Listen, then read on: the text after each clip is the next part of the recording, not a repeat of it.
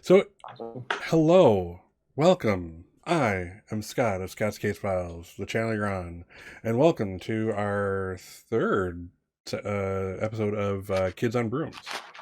So above me, you see the stars of the show. Let's start over here with introduce Simone. Hello, I'm Simone, and I play Matthew Potier, an underclassman. Excellent. And next we have Robert. I'm Robert, and I play Juan Marcos Alexander. Excellent. And last but not least, we have Philip. Hi, I'm Philip, and I play Dano Stahl. Cool. So as you've seen, I put clips up each week on YouTube of I try to do like 3 per game. So just if you happen to notice something really cool you'd like me to clip or whatever, or just clip it yourself on Twitch, and there you go. But some cool scenes every week. So I'm very impressed with you guys as role players. So keep up the good work. So yeah, before I forget it, because I will, I'm gonna play the intro video. So let's do that real quick. And we'll be right back. We'll get things kicked off here at Waller's Academy.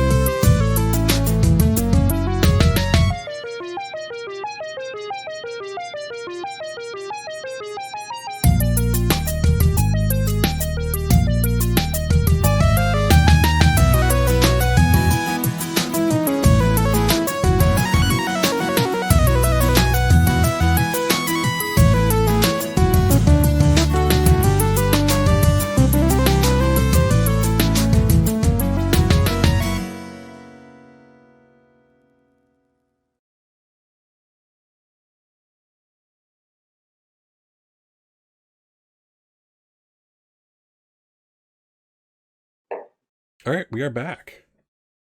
So yeah, it's pretty much I'm trying to do a month at a time here. So I think let's see. So last sessions was like September. We'll call this like mid-October. I don't want to ruin the Halloween episode or anything like that, because it's not a Halloween episode. It's a very special Halloween episode. Probably next time. We'll see how that goes. But yeah, so let's kind of get into it here. So Waller's Academy, you guys have been doing classes, you're doing your things. Out of curiosity, what classes are you all taking? What are your main 3 that you have on your sheets? Robert. You know what, man? You better be in Roll20, buddy. It's I'm still loading. My computer's still loading up. All right, how about I'm sorry, Matthew. I gotta get in character here. Sorry, Matthew. What are your classes? My classes are, and I don't know what order I wrote them in, but it's potions, the imaginary poetry thing that we go with, Right. and the defense against malicious magic. Excellent. Dana, what classes are you taking? I am also in Defense Against Malicious Magic. I'm in Divination, and I'm in Astronomy. Cool. Robert is still lagging behind. Very sad day in Robertsville. I don't know if it's actually on there. Oh man, I remember I had the. It's time to make it up, poetry. Juan Marcos. I had the magic poetry class. I had I think it was yeah, that was our like illusion class. I had oh man, I don't remember. I think it's on my sheet. Maybe it's on my sheet. I don't know. I'm pretty bad at keeping track. All right. Well, we'll wait till you get in there. So in the meantime, let's see here. Let's start things off. Let's see here. I just want to start with. I want to start with one Marcos real quick. Mm-hmm. So are you as you're loading in? Let's do one Marcos' scene real quick. Yes. So Juan Marcos, you kind of get up early, you do your thing. You know how you want to get up and get the blood flowing with some dance, and Companion line. yeah, exactly that kind of thing. Get up a little early, get the blood moving, and you get up. You kind of do your stretches. You know, you pet your rattlesnake companion, who's named what again? Frio. Rio? Okay. So yeah, you pet him. He gives you a nice little happy rattle at that little contact. And you kind of look over and you see your roommate kind of starting to stir. He sits up and Robert Higgins is like, dude, stop doing all the music in the morning, dude. Just stop. You know I hate it. You should get up early, man. Do this with me. It's gets the blood flowing. You know what I mean? You get up early. You start you feel it. You know what I mean? You say it's a better day. Yeah. So he kind of sits up, Robert, and he goes over and he kind of goes to his companion's cage himself and feeds his rabbit. And it's like a few pellets of food and like some leaves of lettuce and that kind of thing. Yeah. And he's like, I'll dance later, I assure you. If you say so, man, it could do you some good. Get a little blood pumping in there, some fire in your heart. You know what I mean? So yeah, he gives the bunny a pat, gets his stuff on, goes to kind of get his morning routine done, toothbrush, etc., and heads out of the room. And we cut to Matthew. So yeah, Matthew's probably up early studying or something like that. That's a Matthew thing, I think. Finishing up the homework that he forgot to do the day before. Yeah, so your roommate, Kenneth is always like, he misinterprets that as being like you're always up early to kind of get the start on the day and, do even more stuff, and he doesn't realize that you are like slacking and desperately trying to, get caught up from the day before. It's not slacking if I get it done. So yeah, Kenneth is doing his usual thing. Good morning, Matthew. Oh, good morning, Kenneth. And he kind of starts off. He's looks like he's happy. He's actually gotten up a little earlier than normal to do his own studying, but he got everything done last night. He stays up later to do that kind of stuff. And yeah, so he's like, yeah, I'm gonna get ready for class. I'm gonna meet you. Or which class do you have first? You have potions? Yes, I have potions right after breakfast. Okay. Hey, I'll meet you there. I'll try to be there this time. You better be. I'll put a little something in my pocket for you for breakfast, just in case. I'll put some. Please. I'll put a bagel Chicken aside nuggets. for you. Oh, Chicken nuggets, please. breakfast chicken nuggets. I'll see what I can find. He kind of troops out and does his thing. Thank you. He kind of waves behind over his shoulder as he goes. Dana awakes and there's no one in that bed next to you. The other bed, excuse me. It's a totally other thing. Yeah, the bed across the room is empty. There's no books, no equipment, no familiar, no nothing. Wait, it's all of Addison's stuff is gone? Yeah, it's like gone. It's in fact it's spotless. There's no not even there's like probably actually there's probably some dust over there on it.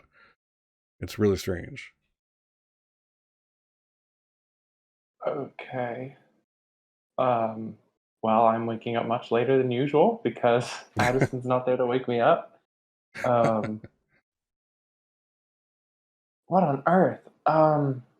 Is there like some sort of spell that I can use to like see last night? Yeah, I think there is. There's like a let's see here. Yeah, there is. You can look, it's kind of see what was type of thing. We can certainly give that a try. Yeah, So I think that's see what was. Maybe that's something that we practiced in divination. okay, let's take a look. Oh, alrighty. Let's just see what that would be. So let's open your character sheet real quick. Alrighty. So let's see. So this is like kind of looking to the past. I think that's brains. Yeah, I think so too. Yeah. So let's take a look at what difficulty something like that would be. I have my rusty trusty game master screen here. All right. Ain't too So rusty. this is reality bending. You're kind of want looking at the past. So that's 5. Let's see. The area effect is just like the her side of the room, or I think I want to see the whole room. okay. It's going to be a bit bigger. Okay, so that's 5 for that's considered big by spell standards. Mm. And it's gonna be instantaneous. And have you cast this before? Yeah, we practiced it in divination, but I Okay. haven't done it like a ton, other than just a couple practice casts. Okay, we'll call it you've cast it before. Okay. So let's call that a difficulty of 11 for that. Ooh. All right. And of course, you have your adversity tokens are at max again. Great. I like that. Check. No bonuses or penalties. Oh, come on, Okay. magic die. Hey, And you then can spend it's all of them to get it. you Or said you said what was it again? 11. 13? 11? Okay, that's actually not so 8.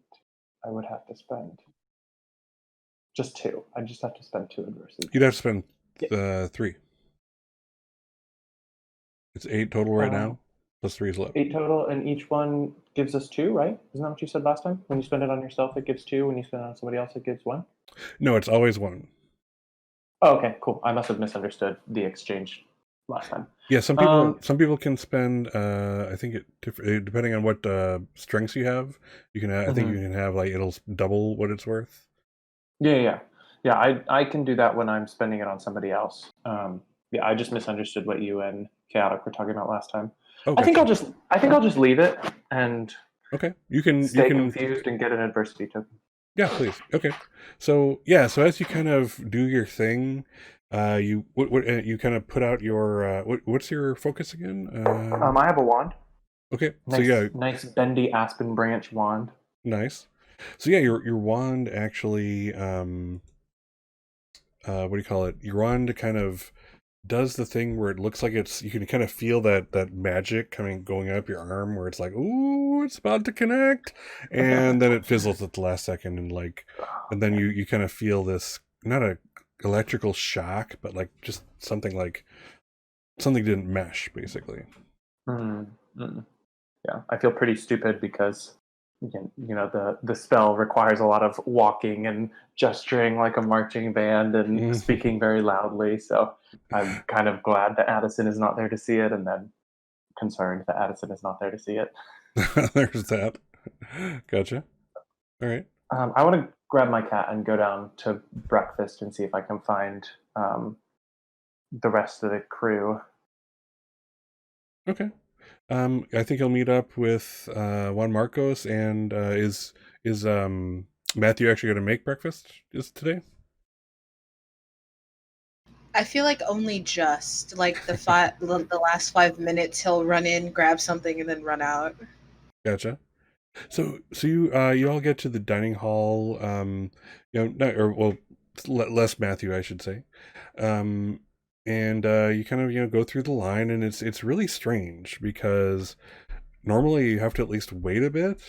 Both Juan Marcos and Dana probably like get their prepare for that line because everybody's hitting at the same time. This is like the dining room of the school, or at least the main one.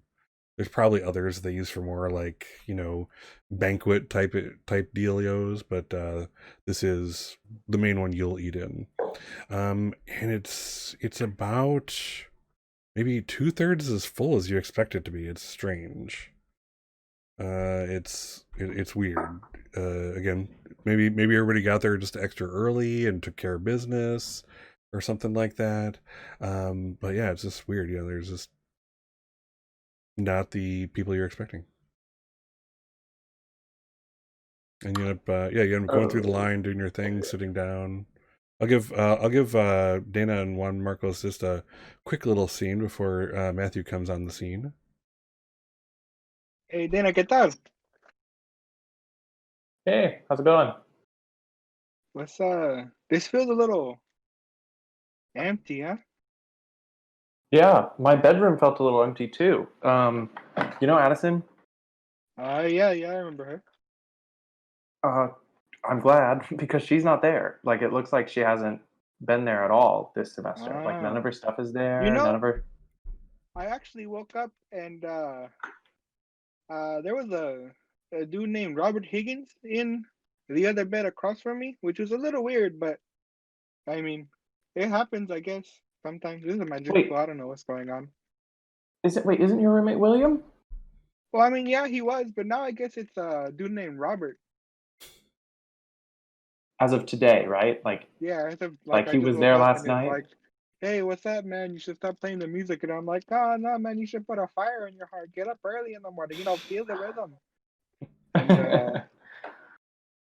And yeah, no, it's kind of weird, but it's magic, I guess. Cool. It's about this point. Okay, I'm pretty. Matthew walks in. Matthew, it's good to see you. Hi, it's good to see you too. And he'll just like speed walk. He's not gonna run. He's not very speedy. He'll speed walk to try and get something good to eat. You know there's magic, right? It's not gonna go anywhere. It's magic. Wait, so do the faculty eat in the same room with us, or do they have their own like dining hall? They probably have their own dining hall. This is completely students. Okay. They probably have an even cooler dining hall. Yeah, yeah, with like alcohol available, that kind of thing. It is a school after all. Magical mimosas. Yeah. Excellent. So yeah, you guys see Matthew speed walk in. It's I want to like run up and kind of like go next to Matthew and like walk sort of the nice. Oh hey, good morning. Is Kenneth? Did you see Kenneth this morning? Kenneth, and you'll just see him like scoop some things onto his tray. Yes, he's supposed to be bringing me chicken nuggets in class today. Okay, but like you saw him this morning, right? Yeah, that's when we talked about the chicken nuggets. Okay, because my roommate Addison, and also William are both gone. Like they don't exist. Well, Addison's kind of weird. She could have gone somewhere. Yeah, that's what I thought too. But there's it doesn't look like she left. It looks like she wasn't ever there. If that makes sense. Like her side of the room is like that. Like it's been clean and empty for a long time, and like if you like ran your fingers along the mattress, it would have that sort of like nasty stuff on it, I think. Maybe you've never moved into the room first. No, I'm never first to things. No, that is weird though. I would have thought she slept outside or something, knowing Addison. But if all of her stuff is gone, maybe it is kind of empty in here, isn't it? That's what I'm thinking too. Anyway, just to like make your morning interesting and freak you out and everything, I'm kind of freaking out too. So I thought I'd, at least get some other people concerned too. Misery Because loves no one company. really listens. Yeah, no Thanks one for listens to me freaking out anymore. Juan Marcos Alright, is back cool. at the table, flinging grapes into his mouth, just throwing them up and catching them. Cool. Yeah, so it's getting close to class time, so I'm assuming you all scooch off to wherever you're going. Yeah. Oh, I found out my classes. Oh, what are your classes? I took as our class, the one we came up with. Right? I took summoning and charms. Excellent.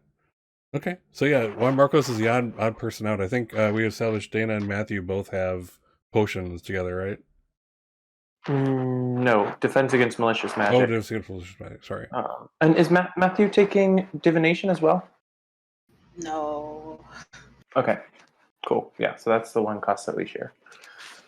Okay, so I'll say you guys get to your first. You all get to your first class. Yeah. So Juan Marcos, it'll be your charms, and then Dana and Matthew, it'll be defense against malicious magics. Okay. So Dana and Matthew, you find yourself, you pop in the room, and you probably sit, I don't know, you as students, you come off as like back of the room type of folks, kind of Yep. easier to cause trouble and closer to the door when the class ends type of thing.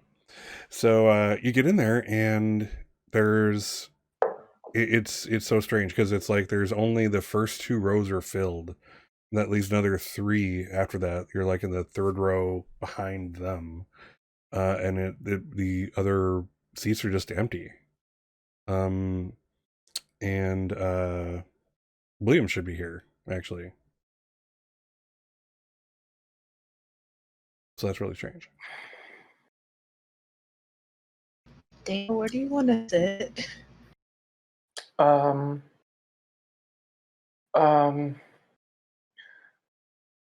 I guess we can sit like on the end of this row where there are actually people. So Okay. Professor Coops sees you in the back, and he gestures. There's I thought I've told you before. Fill up the seats that are empty. No need to sit at the Professor back. Coops, these seats shouldn't be empty. Well, you're right. They shouldn't. They should be filled with students constantly, as far as I'm concerned. But here we are, in this sad state of affairs. This doesn't No, seem like unusual. He kind of like now you're starting to irritate him because he's like trying to start class, and you guys are like being confusing, and he seems a little easily confused, even though defense against malicious magic. Now he's at the back of the room with you. He's like, okay, let's try this again. What seems to be the issue today?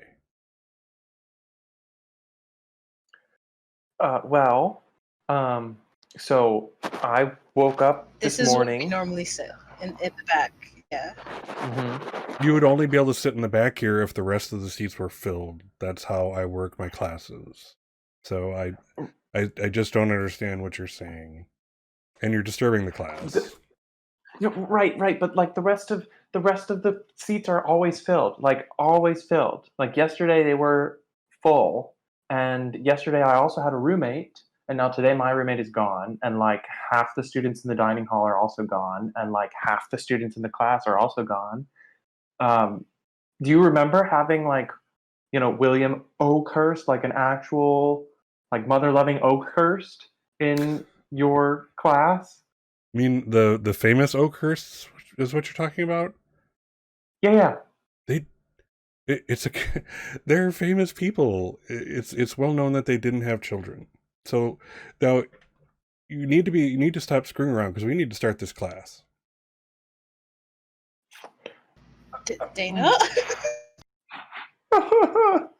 And with that anything else you say will be poo-pooed, and he's going to go to the front of the class and start teaching a normal As he one. goes to go to the front of the class, I'm going to slip out of the room. I'm going to like grab Matthew's hand and like hug him out of the back of the class. Okay. You're taking the NPC with you? What? Alright. This is how he gets pulled into all the bad stuff. Jesus, honestly. Matthew be living his best life right now if he didn't have to do dangerous stuff. Matthew be trying to live his best life. All right, so let's cut to there's a swipe on the screen, the of the episode, and we find ourselves in the charms class with one Marcos. Who's the teacher? Yeah, so the teacher is not the normal teacher you're used to. It looks like it's like the flying teacher, it looks like it's like he's totally not qualified for charms class, but it looks like he's doing double time for some reason. And you can see he's upset. He's like at the front. His name's let's see, Dr. Anderson. Ooh. And so he's at the front, and you can see he's nervous about this whole charms thing. He's arranging notes on a little podium he works at up front. And just like in other classes today, it's really weird that the classes are more empty than they should be. You find My yourself... mic was his front and center. Yeah, totally front and center. I'm here! Yeah. And but it's like there's like...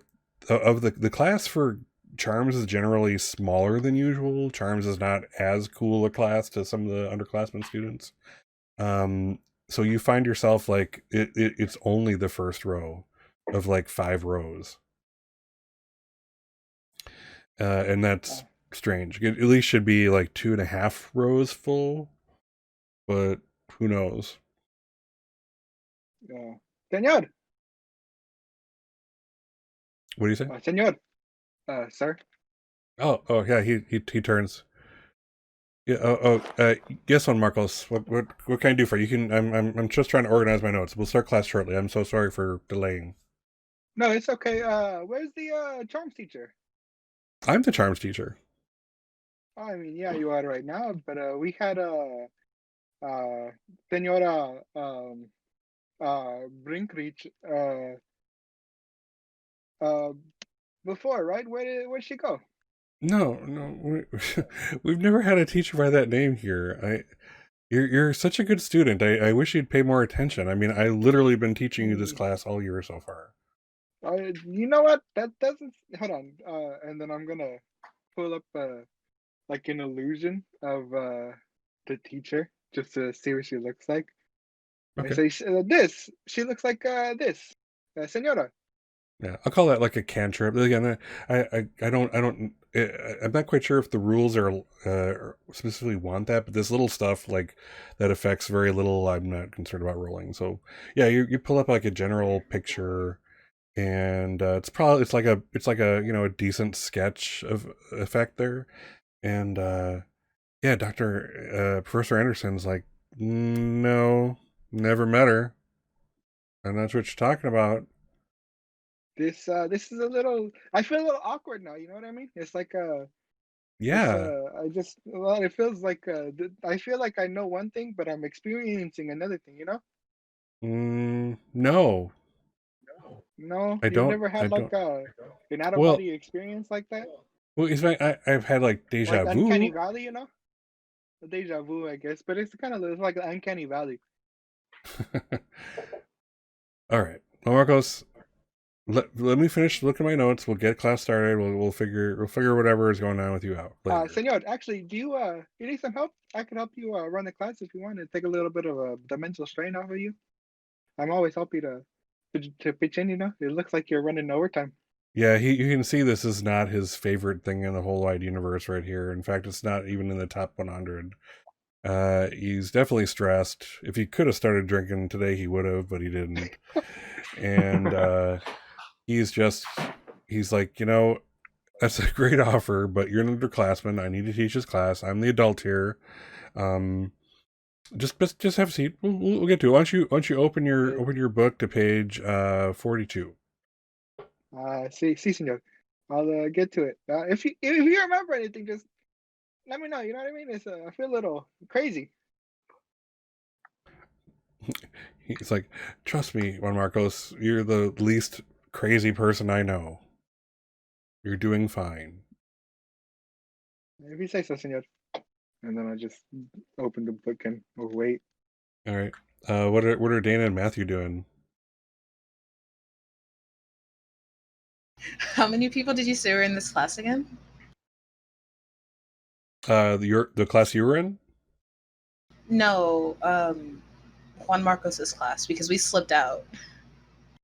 Oh, yeah. In his class, there's about 2 rows of people out of like 5 rows of chairs, desks.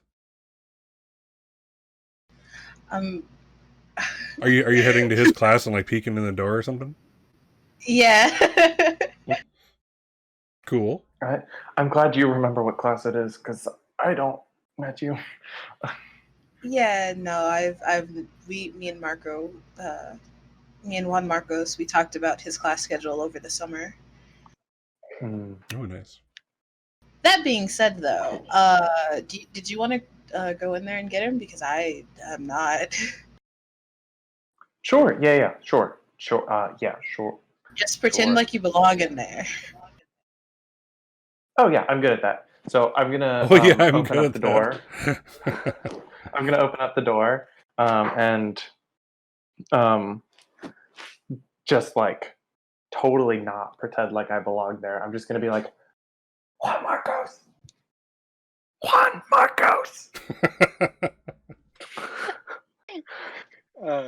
Juan's gonna Just take a like look over. wave really big from Yeah. the back. What? Go over there. Senor, I gotta go bathroom. I'll be back in a minute.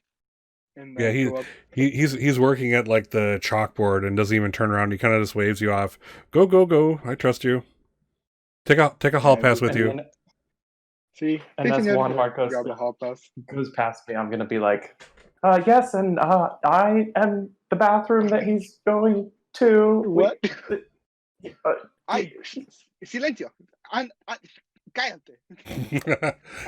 You're overplaying it. He doesn't care.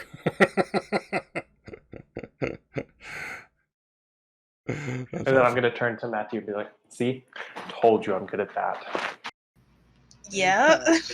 I'll get out of the class and say, ¿qué tal? What's going on?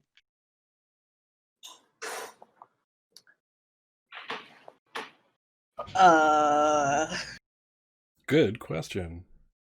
Something's wrong. Yeah, something's really wrong. That's why you came to me, Okay, right? so What happened? Yeah, so Dr. Coops said that William's parents never had kids. That's kind of worrying. Now that I think about it. Yeah, that's really because like y'all remember William, right? Yeah, he's pretty. Yeah, he's okay, I guess. Yeah, but he's real. Well, he was. Yeah, I mean, it's you know what? My charms teacher, she doesn't. She's not been. It's like she doesn't. She hasn't been here either because this guy, he's like our flight teacher, and he was telling me that he's always been the charms teacher, and I'm like, it's not true. I've had a charms teacher before. You know what I mean? It's not Shuin. And he's like, no, you're crazy, and I'm like, maybe I am crazy. I'll live off. But this is like it's like a lot of arrows pointing to not crazy and crazy things going on. You know?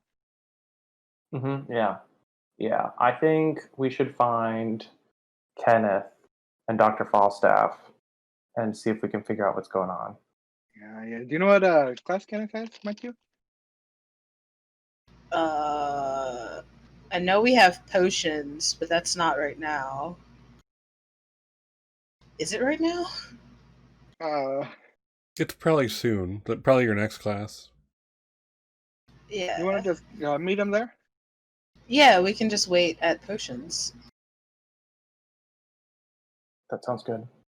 Okay. And well, who are lead you the way. waiting for at potions? Kenneth. Oh, cool. All right. So, yeah. So you guys know the lay of the land now. You've been going here for several months now, and especially specifically this year, things are looking recognizable to you. It doesn't take you long to get to the potions class. It is like a quarter of the way around the building, but you get there and you kind of peer in the door, and sure as heck, there's Kenneth right front and center. Teacher's pet position and ready to learn. You want to go get Kenneth, or I could I'll get him if you want. I'll go get him, I guess. Okay, yeah, you guys are kind of roommates, real close, you should be. It's a little weird if you're not. Yes. Yes, we are. And then I'll go up. And is our teacher the normal teacher? In the potions class? Yeah. Yes. The class is again smaller, by at least a third, if not more now. Okay. Hey, Kenneth? So he turns around after he kind of does that thing where he's like, I was writing this thing and I need to finish it up before I acknowledge anyone. And then, okay. He turns around and he sees you at the doorway. Or are you like right next to her? Did you actually go in and... I went in to get him. Oh, okay. Yeah, he looks up to you. Hey, have a seat. I saved your spot. Thank you. Also, did you grab my chicken nuggets? Is my name Kenneth Strong or is my name Kenneth Strong? And he kind of takes out a baggie with like five good looking chicken nuggets in there. Thank you. See, I knew I could count on you. Also, I need your help. Class is like about to start. What's going on? I'll say in a kind of loud, like I want the professor to hear. There's an issue in our room, Kenneth. I think something went wrong with your ferret. You actually see him. He's lost a year off his life right now. We should go and check it out, shouldn't we? He's like, he stands up like immediately. It's like he raises his hand. Again, he's the studious one. He like raises his hand. He will not leave until he's dismissed. And the teacher kind of turns around, kind of again preparing for class start. Kenneth, what's the matter? Is something with your room? And he's like, yes, Professor. Is it okay if I leave? I already wrote out like the quiz answers already, so like they're right there. So I'll be back as quick as I can. Teacher's like looks down and is not surprised that the quiz questions that she just put down are already finished by him. But yes, she waves him off. Fine. Take care of your room. There was a quiz today. You knew there was a quiz today. I didn't know there was a quiz. Okay, let's the ferret. Yeah, first. Yeah, he scooches out of that room at best speed. He is greased lightning, man. I'll try my best to keep up, but again, I don't run. Yeah, we're gonna catch him whenever he gets out of that door. Oh, you do the thing where each of you grab the crook of his elbow and hold him back, Yeah. type of thing. Yes. Yeah. He stops and he looks at both of you. Okay, this is all well and good, but I have to get to check out my little my Teague. That was a My lie. Teague is It in was a lie. trouble. It wasn't true. It was a lie. We were being facetious. Yeah, here's your ferret. I'm just gonna pull his ferret. Behold. Teague. Ferret? You just have his ferret. Yeah, I steal stuff. steal stuff. I Teague is, completely forgot about that. yeah, Kenneth is like, oh, Teague, thank goodness. And he kind of grips him and holds him close to his chest and rubs his chin against his little furry head. And the ferret licks him back and he kind of lets it run up to sit on his shoulder. He's like, this really better be good. I almost peed myself in there. We got a couple of questions for you. If you could ask them, if you could answer them for us. It's a little it's you know what? We'll just ask them. Why don't you start us off, Dana? Yeah, sure. So you know William? Who? Yeah. Okay. You know William Oakhurst? Is he like the grandfather of Kevin Oakhurst? The Okay. Do you know Dr. Falstaff? Oh yes, of course. Okay, that's good. At least there's one. Okay, so so this is gonna sound crazy. All right. It already But you is. gotta bear with us. He kind of grabs you by both shoulders, Dana, and he's like, "Okay, it's already sounding really crazy, and I understand. I got you guys all in a bunch of trouble on a whim because I wanted to try out a spell, and I get it. And you need to kind of play practical jokes on me, and I understand that, and I'm cool with it. I have it coming. If you had done this, I would have played practical jokes on you too. So, in fact, I'm probably going to get you back for this one. So." Stop. Just stop. It's not a practical Hey, joke. hey, Kenneth. It's you know what, man? I understand what you're feeling right now because I kind of feel like I'm going crazy too. Because I remember. Oh, I don't feel like I'm going crazy.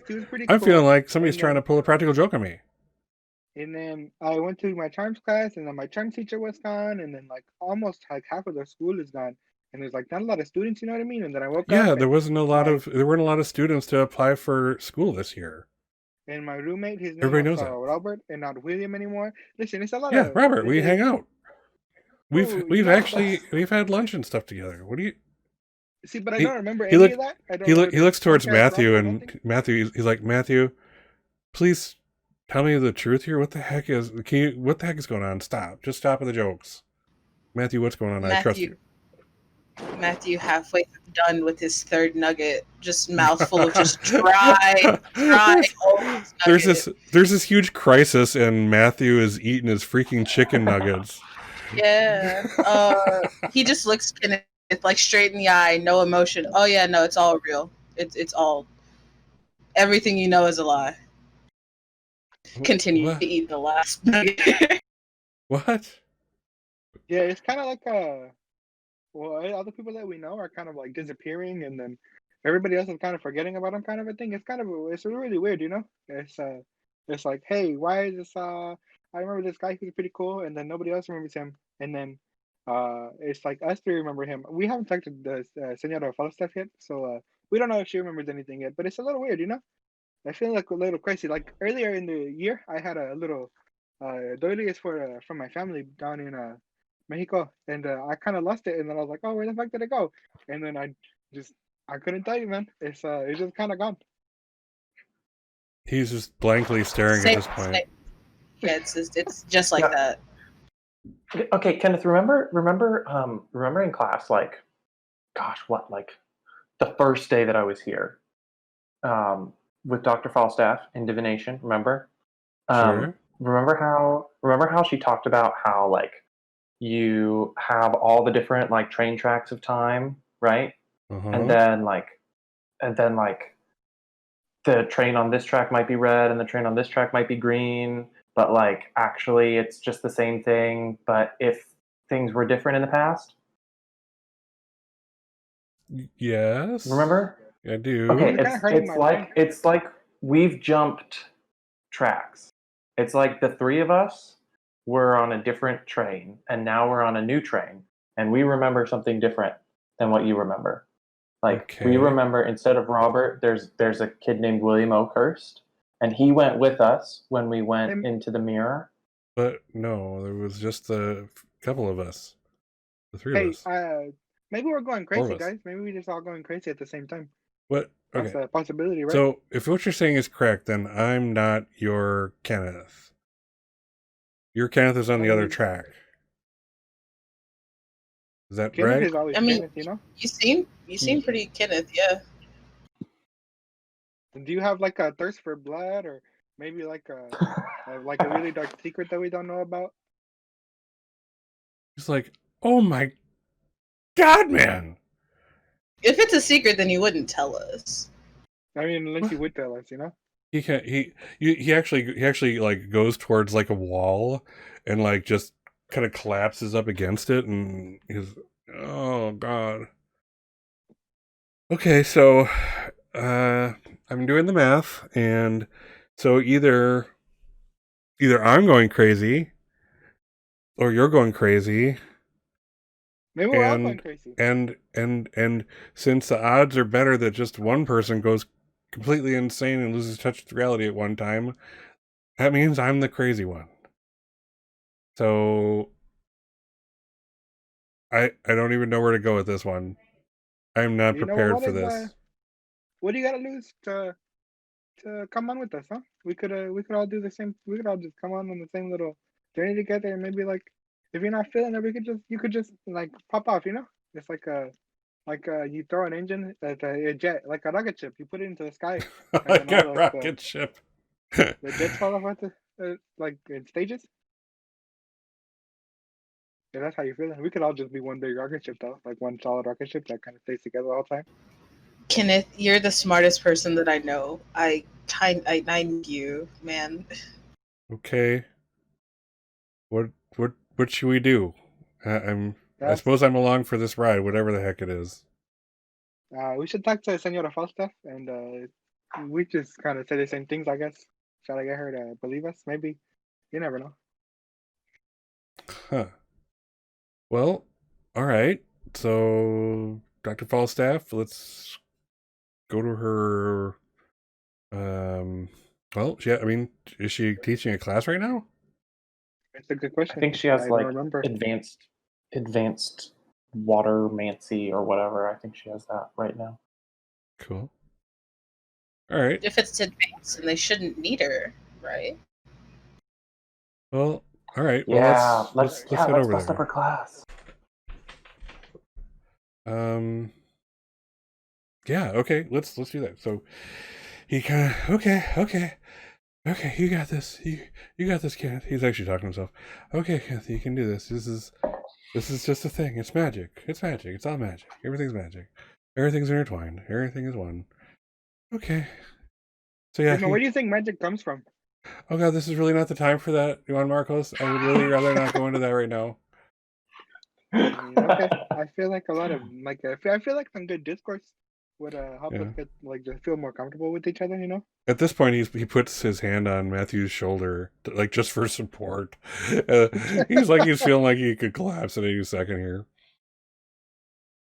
It's like, Everything's gonna be fine, Senora. maybe eventually.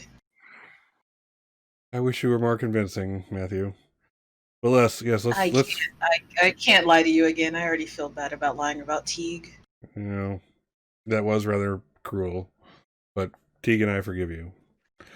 All right, Dr. Falstaff's class. Sure, let's go there.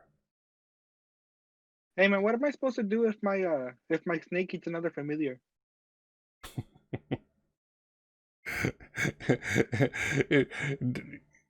Kenneth is just like has no words. It's like this. I can't think right now. This is not the time to answer silly questions. I'm gonna say, Juan Marcos, we agreed not to tell him that it's a Teague replacement. We agreed. Like it's funny. The real Teague. That's not funny. I know Teague when I see him and we talk, and I know it's Teague. It weighs down in my heart, you know. It's like I can't keep this secret forever. All right, so you guys are kind of doing your thing, and suddenly Kenneth gets kind of like a burst of like that was really not nice. I don't. Teague is special to me, you know that, and he kind of speed walks it off, and turns the corner. You guys turn the corner, and there's no Kenneth. Ooh, What? Kenneth, Senor Kenneth. Did you run away from us? You think we're a little too crazy for you? Kenneth? Oh no, Can dude. Wait, Can- he's gone? can we go back to my room real fast, just to check? Guys? Let's do it. Sure. All right. So yeah, you kind of halt your progress on going to see Dr. Falstaff and turn around and head up to the dorms area. Head over to Matthew's room, and it looks like Kenneth is the sole occupant, or not Kenneth. Matthew's the sole occupant. There's not even another bed in there, and Matthew's bed is kind of pushed against the one wall, taking up some space. I don't. You know what? This is nice. This is It kinda nice. feels- it I kinda like feels Kenneth. He got me chicken nuggets, so he's cool. But I like the more room. I'm not going to I'm use it, but kinda- aesthetically, it's nice. I'm kind of feeling like an existential dread because like any moment could be my last. It's like we're all falling Existential away dread. one step at a time. I doubt anything's going to happen to us because I mean we're still here. Because we're some like kind of. I mean, nothing would happen ever. You know what I mean? I'd be like the last one because I'm so special, and I'm like my presence is much more. It has more weight than you guys. You know what I mean? I mean to be like bigger or anything. If you take into consideration the ones that disappeared were William Oakhurst, a super famous guy, and Kenneth Strong, another super famous guy, if anything, you would be first out of us two to disappear because of Well, I the mean, when you look at it presence. like that, who are they really? You know what I mean? It's like you guys say Who are presence they and you have really? like a presence. But still kind of like freaking out inside because, ooh, baby, I could be the next one. Let's go find Senora Falstaff. Maybe let's see what the hell is going on. All right. You okay there, Dana? I'm just kind of sitting on Kenneth's empty bed, just like. There's no bed for Kenneth. It's There's only no- my bed. There's only the one bed. Wait, oh, there's only one bed in the room? Yeah. Not just the another one bed that's empty? Correct. That makes me even more confused. Oh. We gotta see Senora before like one of us pops out. Before she pops Sure. out, you know? Or before she pops out. Yeah. We could always find the headmaster unless they're gone too. It's kind of like that'd be kind of Okay, weird. let's just skate there to get faster. Let's. Okay. We're I not guess. supposed to skate in the halls. Are you gonna be I don't like care this at this forever, point. Matthew? Okay, probably the person who invented that rule is gone, and we're the only ones who remember the rule, right? So like now it's fine, and we can totally skate in the halls.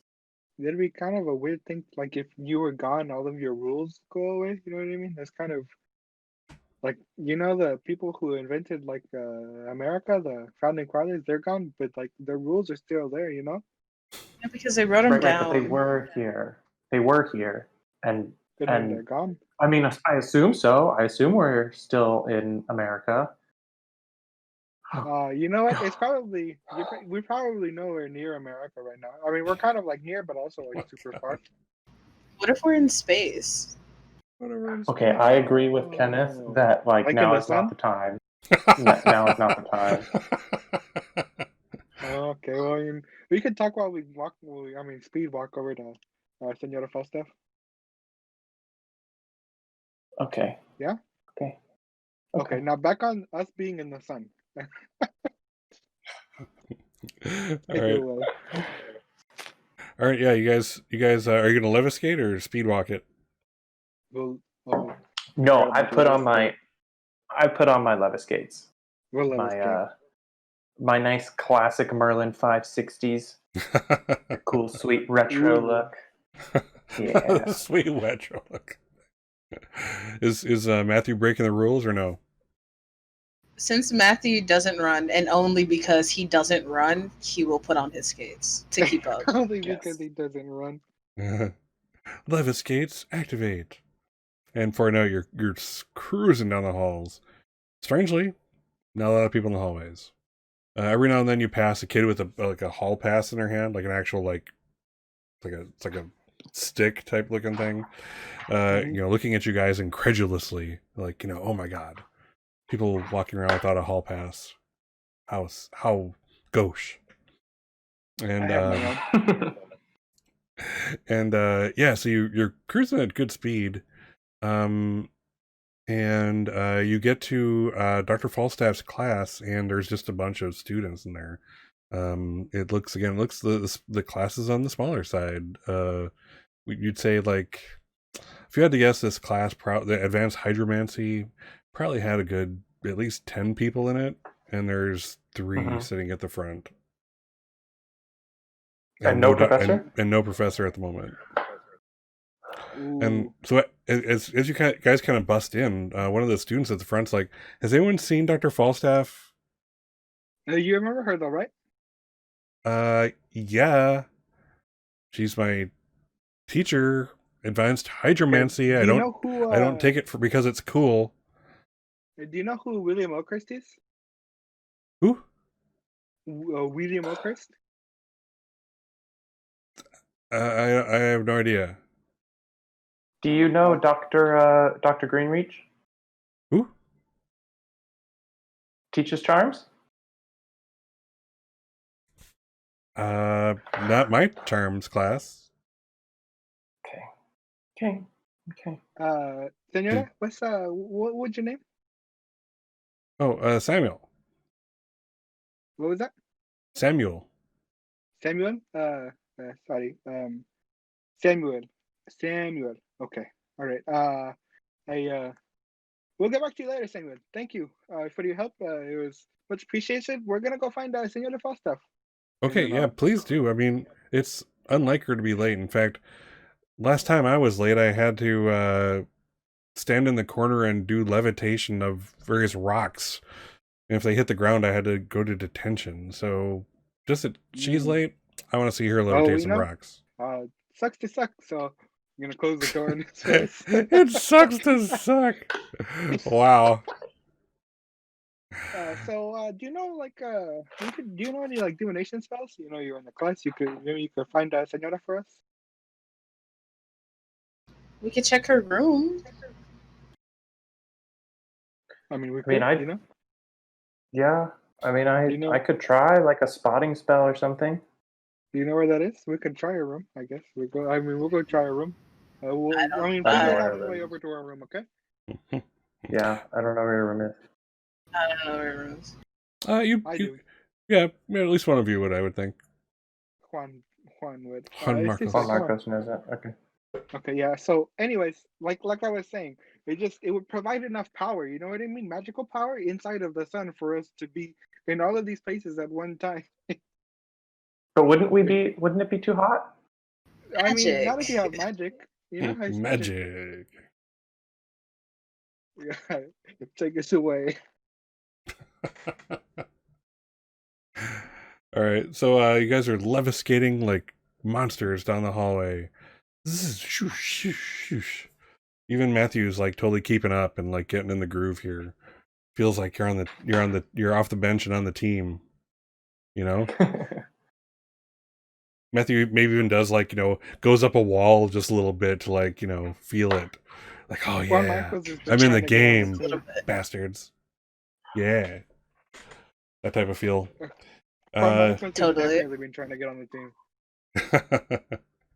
So you arrive at Dr. Falstaff's room and the door is closed, but it does have her nameplate over the door. Open the door with my hand, the old-fashioned way. With which hand? Just that's the head way you said that. So I'm just gonna use my right. Yeah. So yeah, you open the door and inside is this weird scene. In fact, and all of you were kind of I'm not sure, like stunned for a second, like physically, mentally stunned, as there's some magic going on here. It emanates off. It looks like almost like these rainbow rings are expanding out of the room as you open the door. And they kind of hit you, and again, it's not hurting you, but it's just like that kind of like that jolt, like, you know, the same kind of jolt you feel if, like, you know, you're dozing off and then you catch yourself. same kind of feel, but multiple times, one right after the other. And inside you can see Dr. Falstaff, and she has her, her bracelet up as if it, like, to use it as a magical director, magical focus, and it's glowing. And right behind her, there's this void. It's vaguely person shaped, and it's just a void. It's literally like nothing. You can't see through it. It's just like this empty black abysmal space where maybe something was. There's definitely an outline of like a person. And there's this look of strange like shock and fear on her face. And she's frozen in this position. And it's just, again, it's the room is kind of lit up with this magic right now that's hitting you. But she looks frozen in that position, facing the void. Does the magic seem to be coming off of her bracelet? Yes, absolutely it does. I'm gonna take a step away from the door. Can I like shoot the void? Shoot it? Gosh, that's a weird existential statement. Yeah, I want to do I don't know, like I want to try to dispel whatever magic is on Dr. Falstaff. I think that would be grit. Possibly. Sounds good. Let's take a look. When you're protecting somebody, it's great, yeah. I like that. Gotcha. It doesn't mean yourself for someone else. Sounds good. Go ahead and let's see what you want to do. You're basically trying to counter a spell.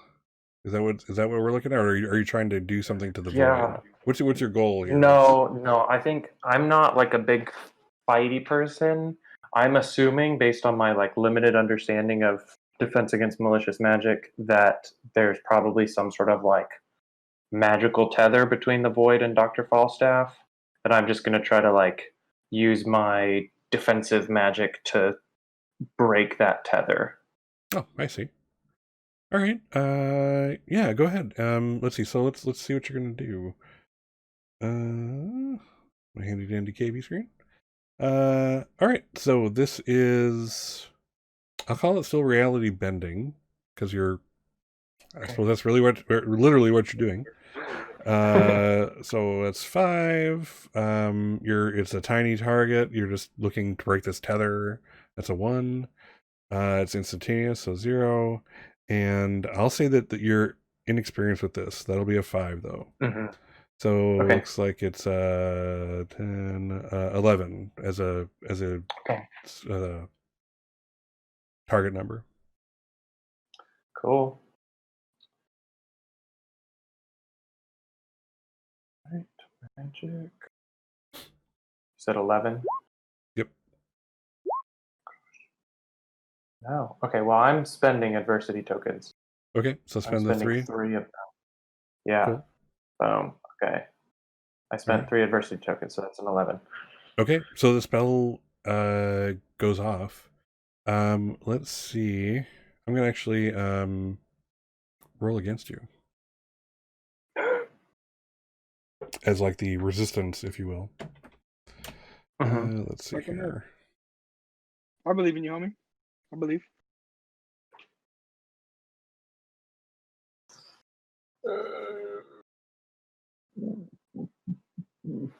All right, 6. All right, so you are able to do it. So yes, yeah. Cool. And let's give an adversity token to Matthew, because my skates. That's what they do. What do your skates do? When I succeed on something while I'm wearing them, an ally that I choose gets an adversity token. Oh, neat. All right, Matthew, pick that up. Thank you. Cool. Those are awesome skates. So yeah, so you kind of you see Dana cast a spell. The energy kind of shimmers on the wand, and suddenly whoosh, this whoosh happens. And it basically hits the space between Professor Falstaff and the void, and something. It's like nothing happens for a long second. So even though Dana knows that something happened and that was successful, that you can feel that kind of give on the other side, kind of like if you're cutting something, you can feel when it's giving away to your the cut or whatever. And then suddenly, whop! This like concussive force comes from between them, and the void is now flung out of the room. And it's like, again, it's a void, but it's in the shape of a person, and it moves like a person, like a rag doll, if you will.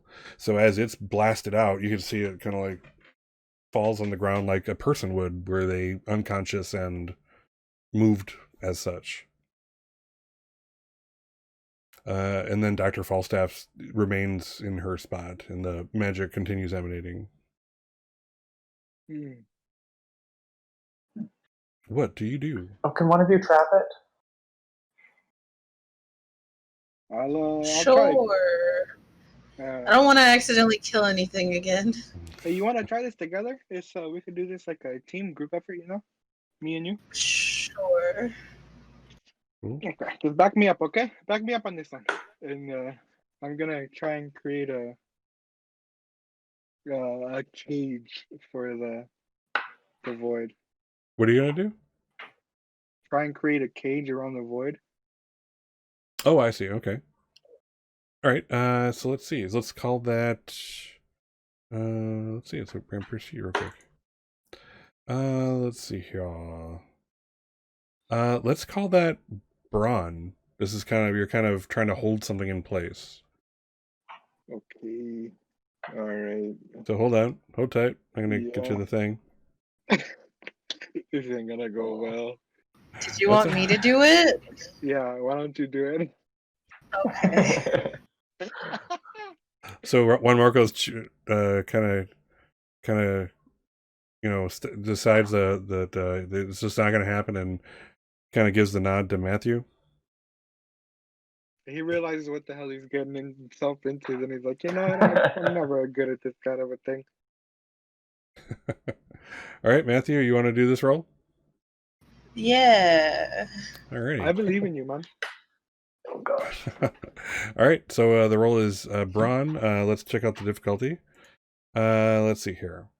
So this is what's this cage or trap look like? What's the nature of it that you're trying to do?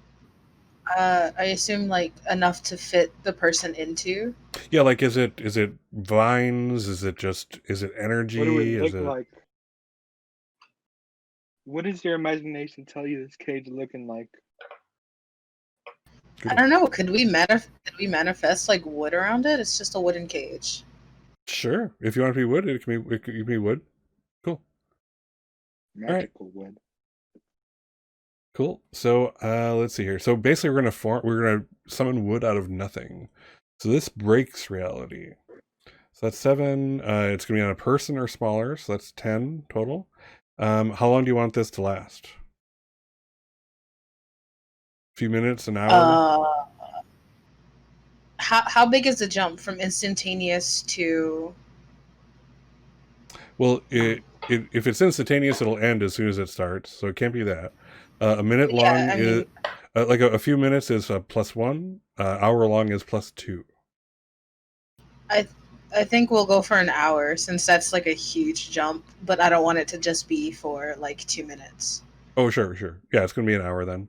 So that's a 12. And have you done this before?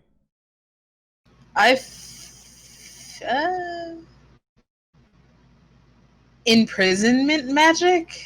I thought you said in prison. In prison. Oh, damn. Matthew has a background. Imprisonment magic? No, I don't think so. Okay.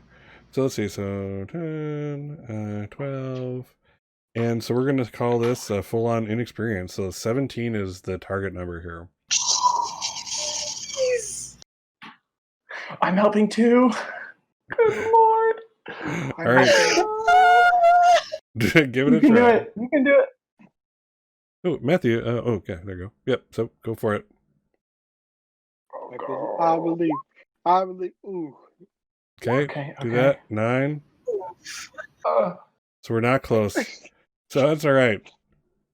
So let's wait, actually. how many adversity tokens do we have between us? I I can have get it to one, 13. which would give a +2. I can get it to 13. That would be 15 with yours, Dana. So we'd only need Yeah, 2. I have 2. Come I can on. do that. You can do it, please. I have All 2. right. There Are we you- go. If everyone puts in, then we Help can do us, it. Juan Marcos. Oh my god! So suddenly everybody's kind of like feeding their energy into Matthew's. What does Matthew use again for the focus? My rings. Your rings. That's right. So yeah, you feed the magic into the rings. So yeah, Everest blew all their adversity tokens. So good job. It succeeded. So yeah, you see this kind of wooden prison form around it. It's just enough space where it can like move a little if it was going to, but not so much that it could actually like fully flex a leg or an arm or anything like that. It's like I'm kind of envisioning it kind of like being a bunch of slats and going in different directions. Definitely holding it secure, but not giving it much room to do much, and you can easily see through it to what's going on inside there. So yeah, the void just keeps being a void lying there. I slump against the door and kind of like sit down. Just my head is kind of hurting, and I'm definitely winded after like breaking whatever that was and helping with. This is more magic than I've ever done in my whole life. I'm gonna check on Miss Falstaff, see how she's doing. Okay, still kind of frozen in place. Hasn't moved a single breath of distance or anything like that. I'm Should gonna touch her. grab. Yeah, I'm gonna grab like her hand and start like waving it, Senora, Senora. You're gonna just wave in front of her, or actually touch her? Yeah. No, I'm gonna grab her like her hand. Yeah. So you Start, like, trying to move her. as you go into the room to do that, you're as you walk in, you're actually walking out. Oh, that was. You know what? Let me try that again. I'm gonna go back in. Yeah, same thing. As Dana and Matthew are watching, literally, it's like it's this weird thing where it's like he goes his you see him go in, and it's like he's crossing the plane of the doorway, and it's like so his front disappears into it, and suddenly as enough of the body kind of crosses the threshold, you see the front of him coming out of it towards you. So it's like a simultaneous in and out type of thing. And yeah, he's just walking right at you. Let's try that one. The third time's a charm, right? I'll go back in. Dana, give me something small that you pocketed. Oh, yeah, sure. Here, sorry, here's your chapstick. Mother. I'm gonna use it, and then I'm gonna try and throw it through. Just to, you have to be very utilitarian, my lips are chapped. Okay, now I'll throw this into the magic room and see what happens. Excellent. So yeah, you do that, and it flies straight back out at you. Oh, no. Did it hit him in the forehead? But magic goes through. Maybe I can try to pull Dr. Falstaff out. Oh, that's a good one, huh? Maybe she might run back in like we did right now, Yeah, it's possible. But Hey, I mean, I'm not very good at this. But I'm all right, let's. Okay, all right, I'm ready. I'm gonna try to just drag her. Just lasso her out, yeah. All right, So let's see how that goes. So Dana. All right, so you're gonna drag her. So this is Braun again. Yeah. You're applying force. All right. Yeah. Let's go through the spells things. And Okay. Let's see here. All right. So you're pulling her, and this is unnatural. So that's only a 3. Mm-hmm. So it could happen, but not naturally. So you're applying force. It's not reality bending or anything. So that's 3. You're trying to affect a person or smaller. So that's another 3. So 6. It's instantaneous, so it's a Okay. 0. And what's your experience with the spell? I mean, this is just like your classic movement spell. I did this with the ketchup bottle last month, and I assume I've done it a lot more, so I Okay. feel like I'm pretty experienced with this. All right, I'll call it cast. You've cast it before, you have not mastered it. Okay. So let's call that 7. Okay, I have relatively good odds, even though my brawn is a 4. I feel like. I believe in you. Yes, magic. It's pretty bad odds, but I believe in you. Okay. I don't think some new good odds is what you're really looking at. Okay. All right, so I got a 4. all right, so what does it look like? Do you actually sound like a force lasso type of thing out, or is it just your wand glows and the idea was that suddenly Dr. Falstaff would start glowing and come out? What was the effect that would have happened had it worked? It's like it's all because my wand is pretty flexible. It's almost like fishing. Like you kind of like Oh, I see. point That's it and it'll sort of like bend and you just sort of like pull it and it'll come. But like when I pull it, it just springs back, I guess. cool. What sound does it make again? I have to make a soundbite out of that. So yeah, so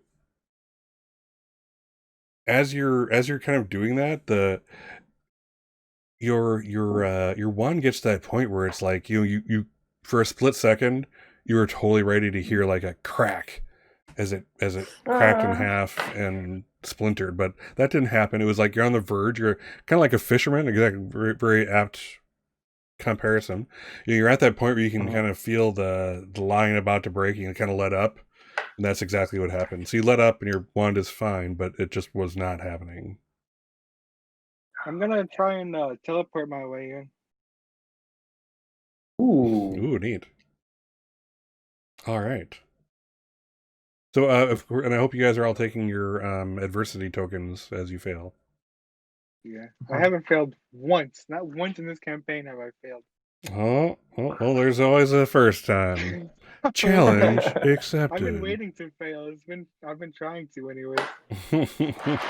All right, let's look at Juan Marcos. All right, so you're going to teleport. So this is a flight type of spell. Let's go through the questions. Let's see. All right, so it's definitely reality bending. So I'm going to call it a 5. You're affecting a person or smaller, yourself, so that's 8. Mm-hmm. It's instantaneous, so 0. And have you done this before? No. Okay. Let's call it, I'll call it a 5. So let's call it a 13 total. 13 total. No pressure. Just, you need an exploding number. That's what you need. That's not exploding. Oh no. Okay. Let's hey, maybe it's a oh, there we go. That's a 6. All right. So with Juan Marcos doesn't even say anything. He never shares. Oh, I think I'm gonna try to teleport in there. Nope. Juan Marcos just does it, and you kind of see that effect. Like you look at Juan Marcos, and he's obviously casting something, and the effect is like that stuttering thing where you like see him for 0.3 of a second, and then he's gone for 0.3 of a second, and he comes back and kind of stuttering in and out of reality as you know it. And like about 5 seconds later, finally he kind of comes back to you fully. And I'll say he kind of like Juan Marcos, you'll end up kind of like collapsing to the floor. That was really weird. Oh, yeah, I'm gonna grab Juan Marcos. Huh? No, go ahead. Go ahead. No, you said what you were going to say. You Oh, picked me I up. was just gonna grab Juan Marcos. You were starting to disappear. Yeah, I know. I Oh my tried. God. That was what I was trying to do. It could disappear from here, but I'd be in there. But it didn't happen, and I just kind of didn't exist for a couple of seconds, and that was like the scariest thing I've I probably didn't ever exist felt. for a couple seconds. That was scary. But you did it on purpose. That was on purpose. You did that. Yeah, I did that on purpose, but like halfway on purpose because I wanted to go there, but I just kind of stayed here. You know what I mean? It's kind of like I did what I wanted to do, but not in the way that I wanted to do it. And honestly, I fuck it. I'm feeling very like, you know what I mean? It's like a wow, what did I do? You know? Mm-hmm. Can someone go get the headmistress? Ooh, that's a good one. Can you? I'll wait here and watch this, Okay, and well, then I'll put it in the cage. I'm always down for some in school speeding. I'll go ahead and go over there. All right, Juan Marcos, you take off like a speed demon, zipping down hallways. I'm gonna chase after him because I feel like the headmistress is more likely to believe two kids than one. Cool.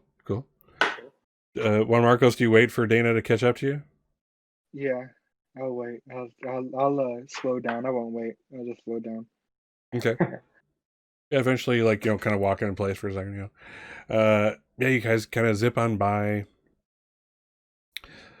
cruise around, zip, hallways, upstairs, downstairs, and next thing you know, you're at the headmistress's office. You know that because it has headmistress over the doorway. Okay, so what we're gonna do? We're gonna go in there. We're gonna not sound crazy, and we're gonna ask her for her help. Okay, it's the only she can help us. We're gonna go in. We're gonna go very polite. Okay. Listen, don't make a scene. Okay. No scenes. Oh, okay. You can talk. You do the talking. I'll just look around knock and on the door. See what sort of cool stuff there is. I'll knock on the door. All right. So yeah, you knock on the door, it swings open, and there's old lady Lawrence sitting in there. Okay. Juan Marcos. Wait. Is that the right one? Is that the same person? No, this is definitely a different headmistress. Oh my God! Oh. Juan Marcos gonna go in. He say, "Senora, I need your help." Yeah. So this is the woman, woman who's in there is not the headmistress you're used to, but she is or who knows, but her position was that of like a school nurse, like a healer type of individual. And Senora, she looks up as you enter very abruptly. And she looks to Juan Marcos, looks to Dana. All right, I can see that there's no hall pass in either of your hands. I see that your Levis gates are on. So we're already talking detention here. So you know what? Senora, I'm gonna let you go ahead with this, and this is gonna be good. And things are going. It's like we're crazy. You know what I mean? One minute he's there, then the next one he's not, and then there's like some kind of a void in Senora Falstaff's room, and then all of our friends are gone, and then I woke up and I don't have a roommate anymore. I do have a roommate, but he's not the same roommate. It's kind of weird. It's kind of like I guess he's kind of cool, but I've never really like met him person to person, and I've never really hung out with him. But he was in my room. He was like, he's a little annoyed because you know what I mean. I wake up and I start doing a little bachate and get some fire going in my heart, and he just wasn't into it. But you know, it's okay. I we need your help. Somebody's hurt. Come with us, okay? And then I'm gonna shout out the door. Andale. So at this point, two things are going to happen. So one as like after the scene where Juan Marcos is just rattling all this off, and the camera of this kind of switches. It's like looking from behind Dana and Juan Marcos towards the headmistress, and it kind of spirals around so that it's kind of keeping the center right between them. And by the time it gets to the other side where it's looking straight at them, they're sitting in the detention room. Oh no! No. And at that, we're at a halfway point. So why don't we take 10? No. And I'll see you guys in 10 minutes. How's that sound? Oh, that sounds terrible. Also, noise is the worst. That sounds terrible. Okay. All right. I'll see you guys in 10. You got this.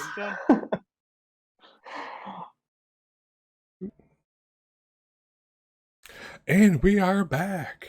Cool. Back. Yeah. Right. So when last we Me left too, our I'm drunk, intrepid sorry. students, yeah, 2 are sitting in detention, writing out an essay on why I will not barge in on the headmistress's office. And we have Matthew cluelessly to their fate waiting. So, Matthew, what are you doing are you kind of just hanging out with your caged void and Dr. Falstaff? Yeah, I'm sitting to where I have an eye on both of them, but not too close to either one. Gotcha. And you got your rings up? Rings are Not up. always. Excellent. So yeah, you're kind of sitting there, kind of just keeping vigil. Really, I mean, that's all you can do at this point. And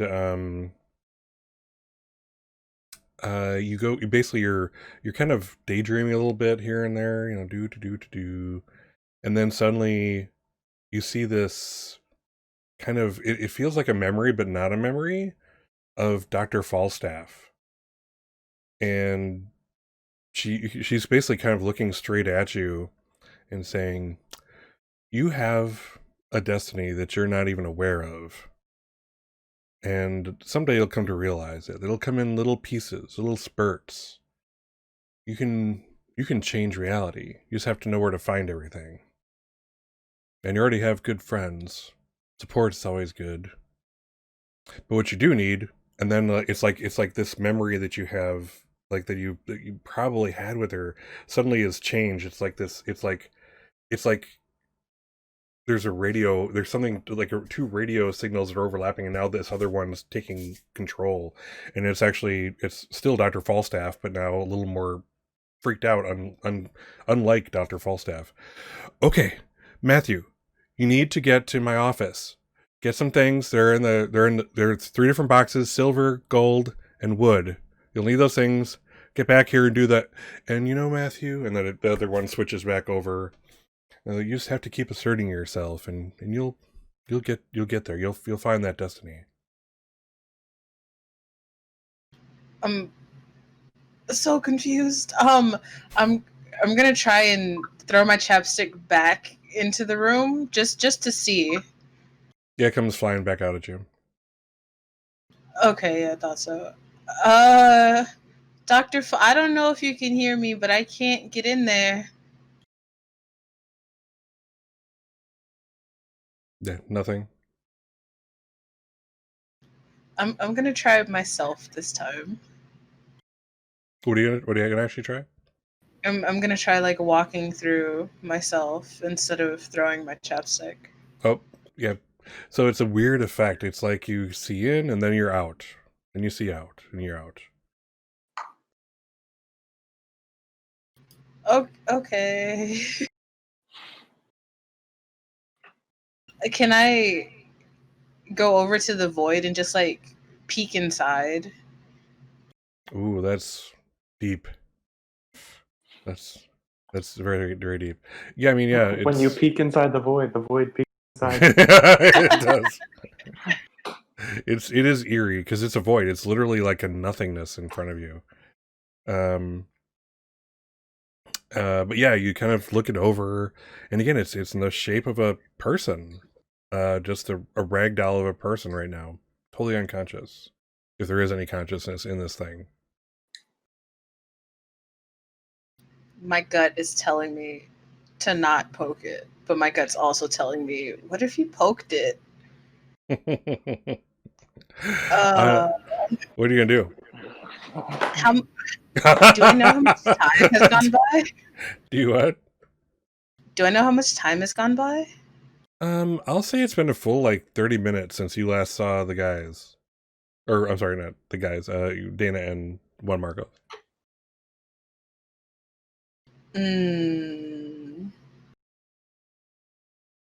I'm gonna wait until it's been 45 minutes, so for another 15 minutes, and then I'm gonna poke it if I don't hear another message.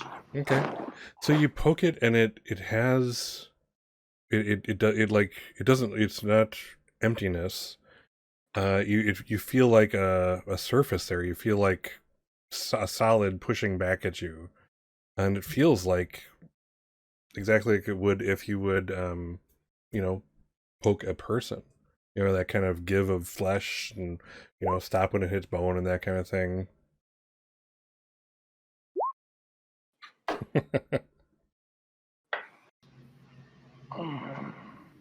I have no idea what to do, man. It's okay. Can I try and teleport into the room? Yes, do it. You can sure try.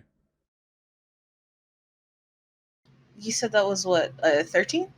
Well, let's figure it out. Again, it's different for each person because depending on your familiarity with the spell.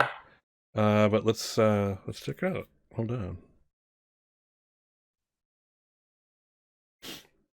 All right here. All right, so this is a flight spell. It's reality bending, so it's a 5. Person or smaller, so 8. Instantaneous, so 0. And how experienced are you with this kind of teleportation thing? I saw Juan Marco try to do it. Oh, yeah, you did witness it, so okay. So it is let's see. It's an 11. Is your target number? There's no way, but I have to The try. worst you can do is fail and get an adversity token. This is true, yeah.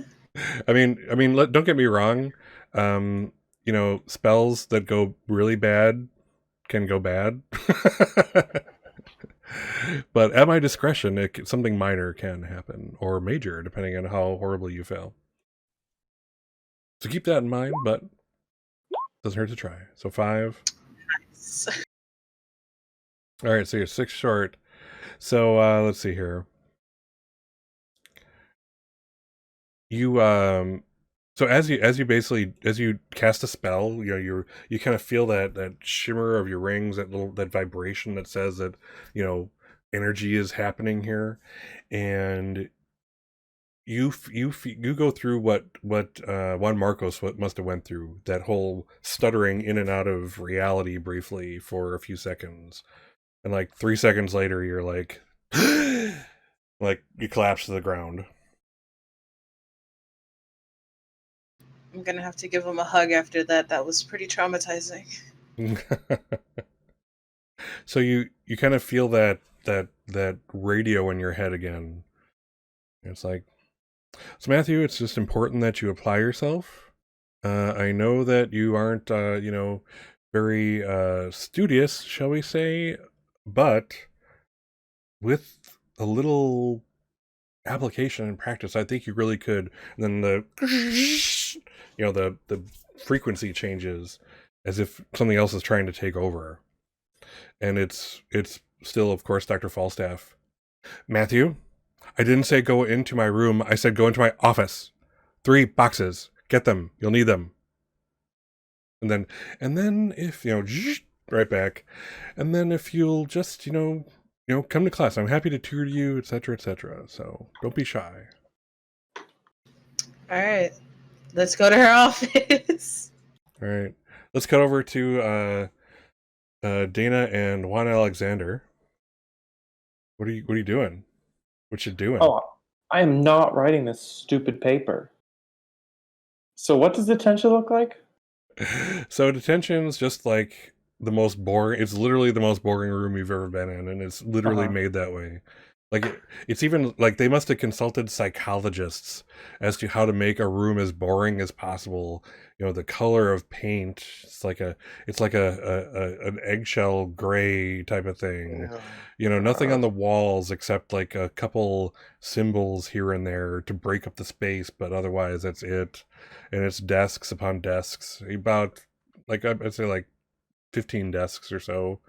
And at the door is another student, but the student is like the detention monitor.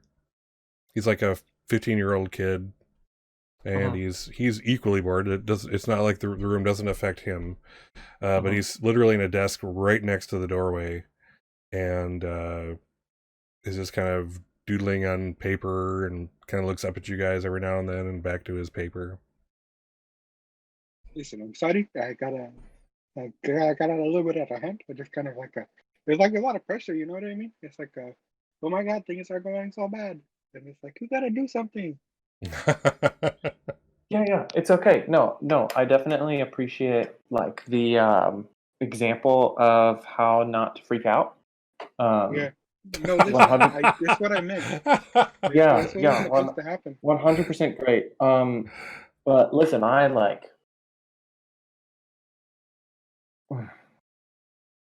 think I really have to use the restroom.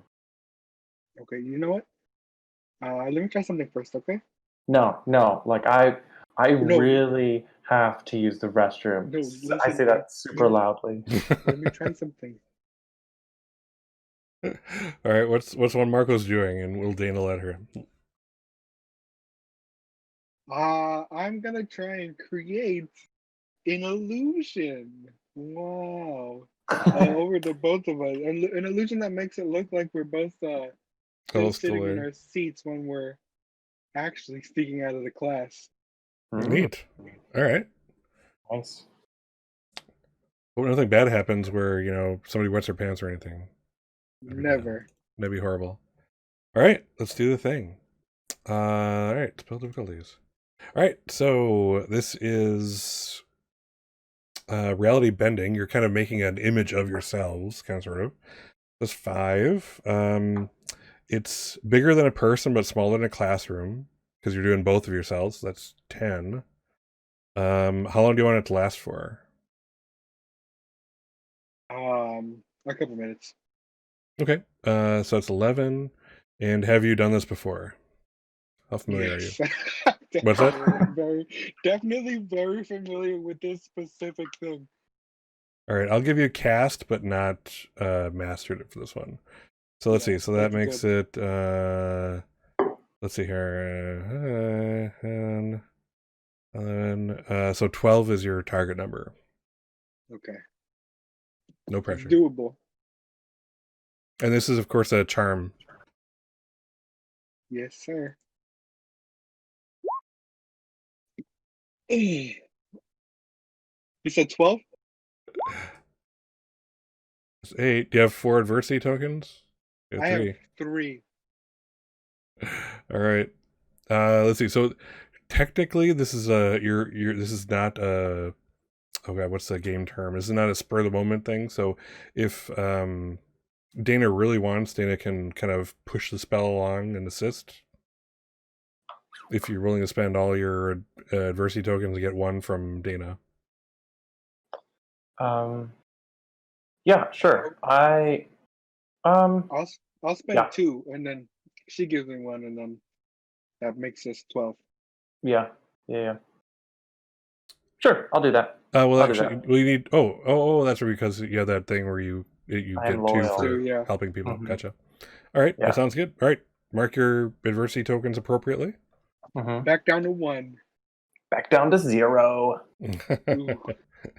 All right, yeah, your spell goes off, and again, it's weird. You guys are obscured. You could probably see each other. I'm thinking, since Juan Alexander, it's your spell. You could probably see each other as like kind of like shadows, but yeah, you see yourselves there chatting about stupid stuff. And the thing is, the only thing that like anyone can hear is Dana saying, "Juan Marcos, you're like the best at everything, and you're wonderful. Exactly, and I don't know why you don't have friends and why you're not like head of the class and everything. You're so smart." And as we're like going out of the room together past the student, I'm like furiously whispering, "Oh, Marcos, it's no surprise that you don't have any friends, and you're actually the worst, and this doesn't fix anything because you got us in this mess in the first place. And listen, if we ever like get back to the normal timeline, I'm going to tell William about all of the crap that you pulled, and he's going to 100% know that he's better than you for like forever because listen, you're overreacting, okay? I'm the greatest. It was going to be great. We're going to do great. I'm the greatest. You're okay. I guess you're a good help. We're going to get through this." All right, where are you guys heading to? Back to the room. Running back to like the void. Back to the void. All right. So I'll say you both get there right as Matthew's leaving. So you see Matthew like just about to turn the corner and go somewhere, and suddenly you catch up. Matthew. What happened? Did Yes. anything happen while we were gone?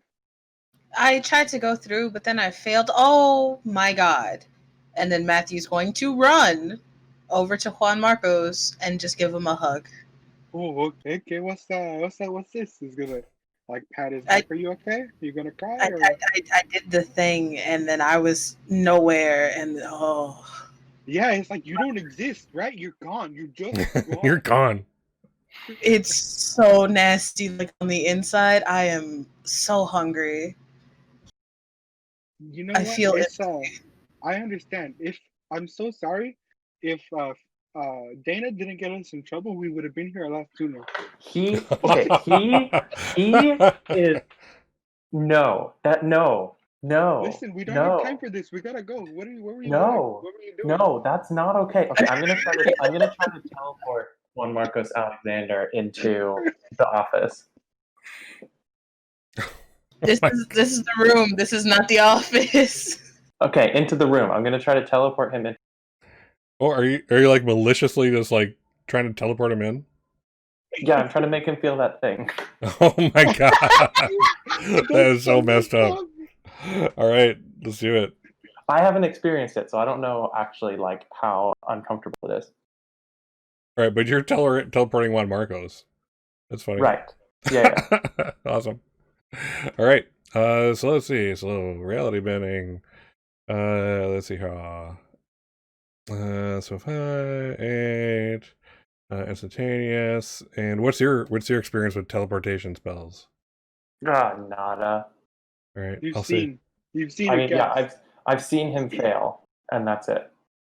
All right. I will say that's 13. Okay. Still flight, right? Yep. Yep. It is definitely a movement type of spell. I hate this. Let's see if that's like my best thing. Okay. That's a 12. wow, that's so short. Are you gonna spin? I spent You mine don't have it. to help Juan Marcos Alexander. Oh. So yeah, you probably see one of those things like Can it backfire on me? it could, but not in this case. You were very close, so Okay. this isn't to that level. What you see is like I'm not sure if you ever see the cartoon of like it's like Pepe Le Pew. He has like the tail, that has like the scent and everything. And there's this one episode where the other person he's trying to mess with gets a cold, so he has his tail like a gun. He's like shooting the scent at him, and the person who can't smell it, so they're completely unaffected. I'm imagining that's what Dana looks like, kind of like this whole like the pointing at the wand like cha cha, pointed right at Juan Marcos as like the kind of the energy kind of builds and fizzles, and then it's gone. You better be glad that I'm not any more mad, because I'm like this close to being so mad with you. So Listen, mad I with know you. things are a little hectic right now. I get it. You gotta stop threatening the people with magic. It's not very good for you. You know what I mean? You gotta like to chill out. Is it that time? Chill out. Oh. All right, What were you doing, Matthew? Where were we going? Where were you going? I got a little brain thing from Dr. Falstaff, but like 2 of them. And then one of them was telling me about my destiny and how I have potential and I should probably start doing my homework on time and getting enough sleep at night. And then the other one said something about her office and how this is her room and not her office. And then the other one came back and said that I have so much potential and I honestly didn't need that pressure on myself right now. Honestly, that first one I get every night when I go to sleep. Yeah. Anyways, she said something about her office and getting some things out of her drawers. So I was going to go and do that. What were those things? We could help look, I guess. Yeah, we can We should all go there. We have the limited time before that thing breaks We're kind out. of So just wasting let's. it, just standing here talking, huh? Yeah. Shouldn't one of us stay to watch? No. Nah. No. Why don't we just close the door? Huh? We could do that. That too, but that's outside, and then Dr. Falstaff is inside. I'm just saying. Let's just go. Let's just go to the office. All three of us. No, I don't think that's a good idea. I don't think do. a lot to you. I do. All right, what do you guys all do? I'll go to the office. Yep. I'm gonna stubbornly sit down. Just plop straight down, cross-legged. Now is not the time for that. Yeah, it doesn't look like she's budging. You know what? It's Dana. okay. We'll keep going. You know what? It's okay. We don't need somebody messing it up for us while we're in there. Dana, if the void eats you, then I will be very upset with you. I appreciate that, If the I void appreciate eats that. you. but at least somebody then has to Well, I guess if I'm eaten. Someone has If to you're survive. eaten, then no one. If you're eaten, then no one's gonna remember you. Just keep that in mind, and then Matthew will head towards her office. The void does come for us all.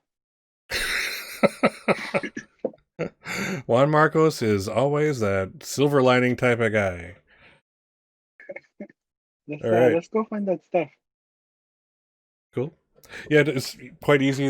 All the professors' offices are lined up in a row, and it's so weird because there's like actually like 20 different faculty members, and only like 3 have nameplates over the doors. The rest have had their nameplates removed.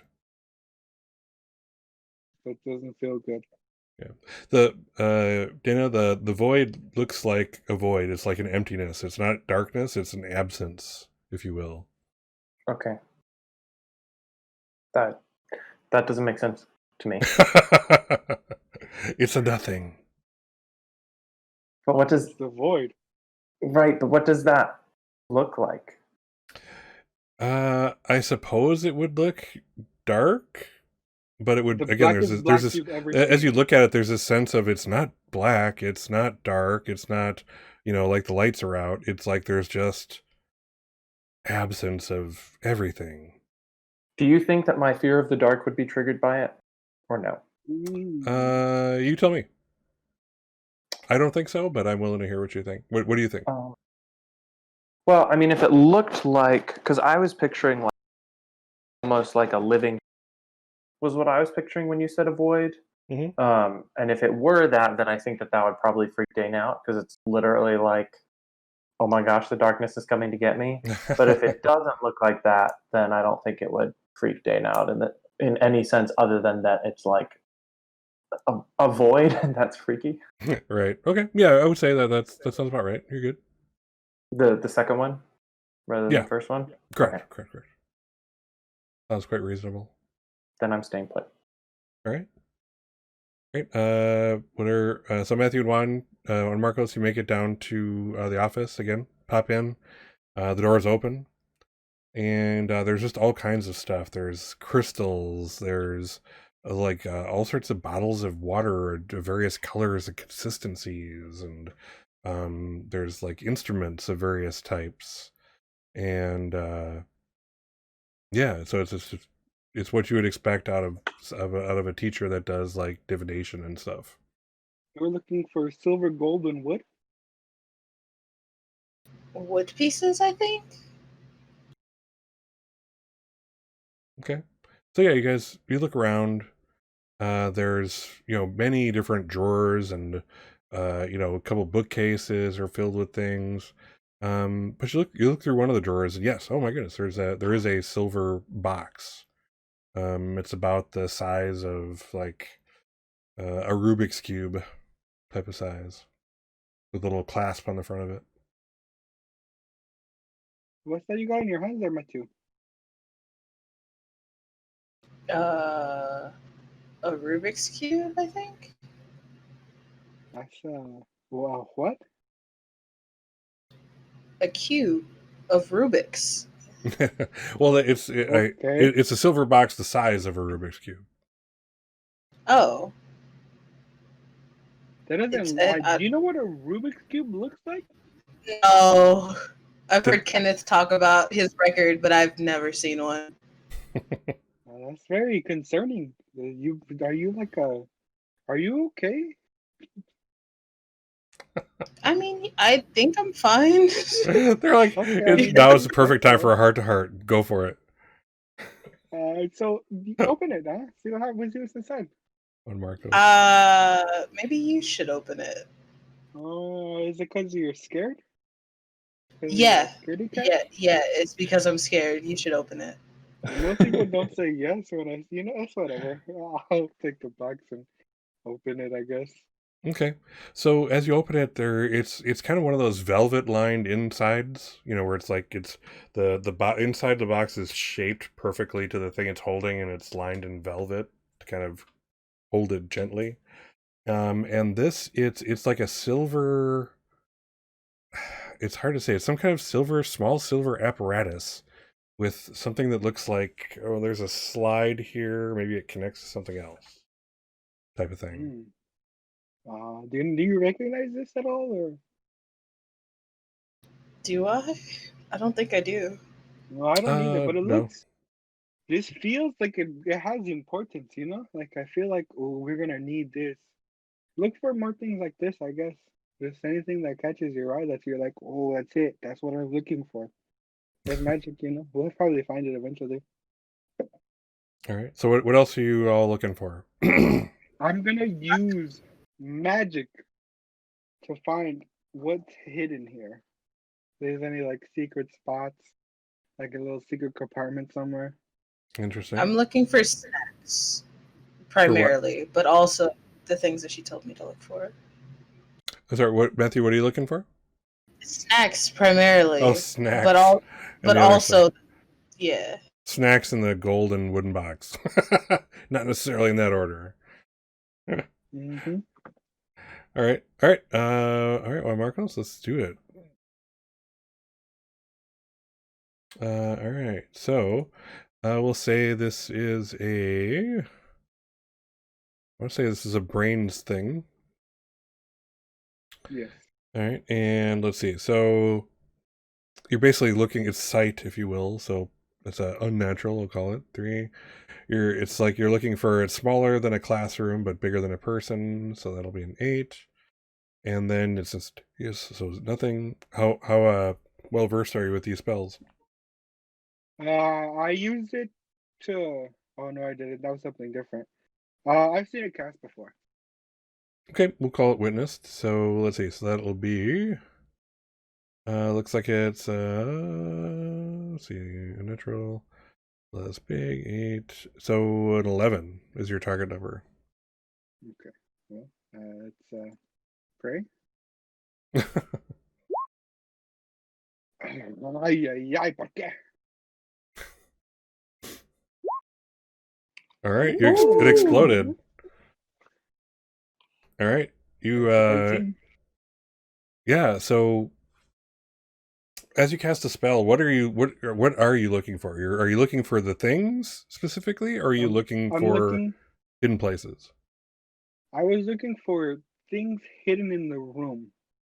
Okay, That, with the mind specifically geared towards like a gold box or a wooden box. Okay, gotcha.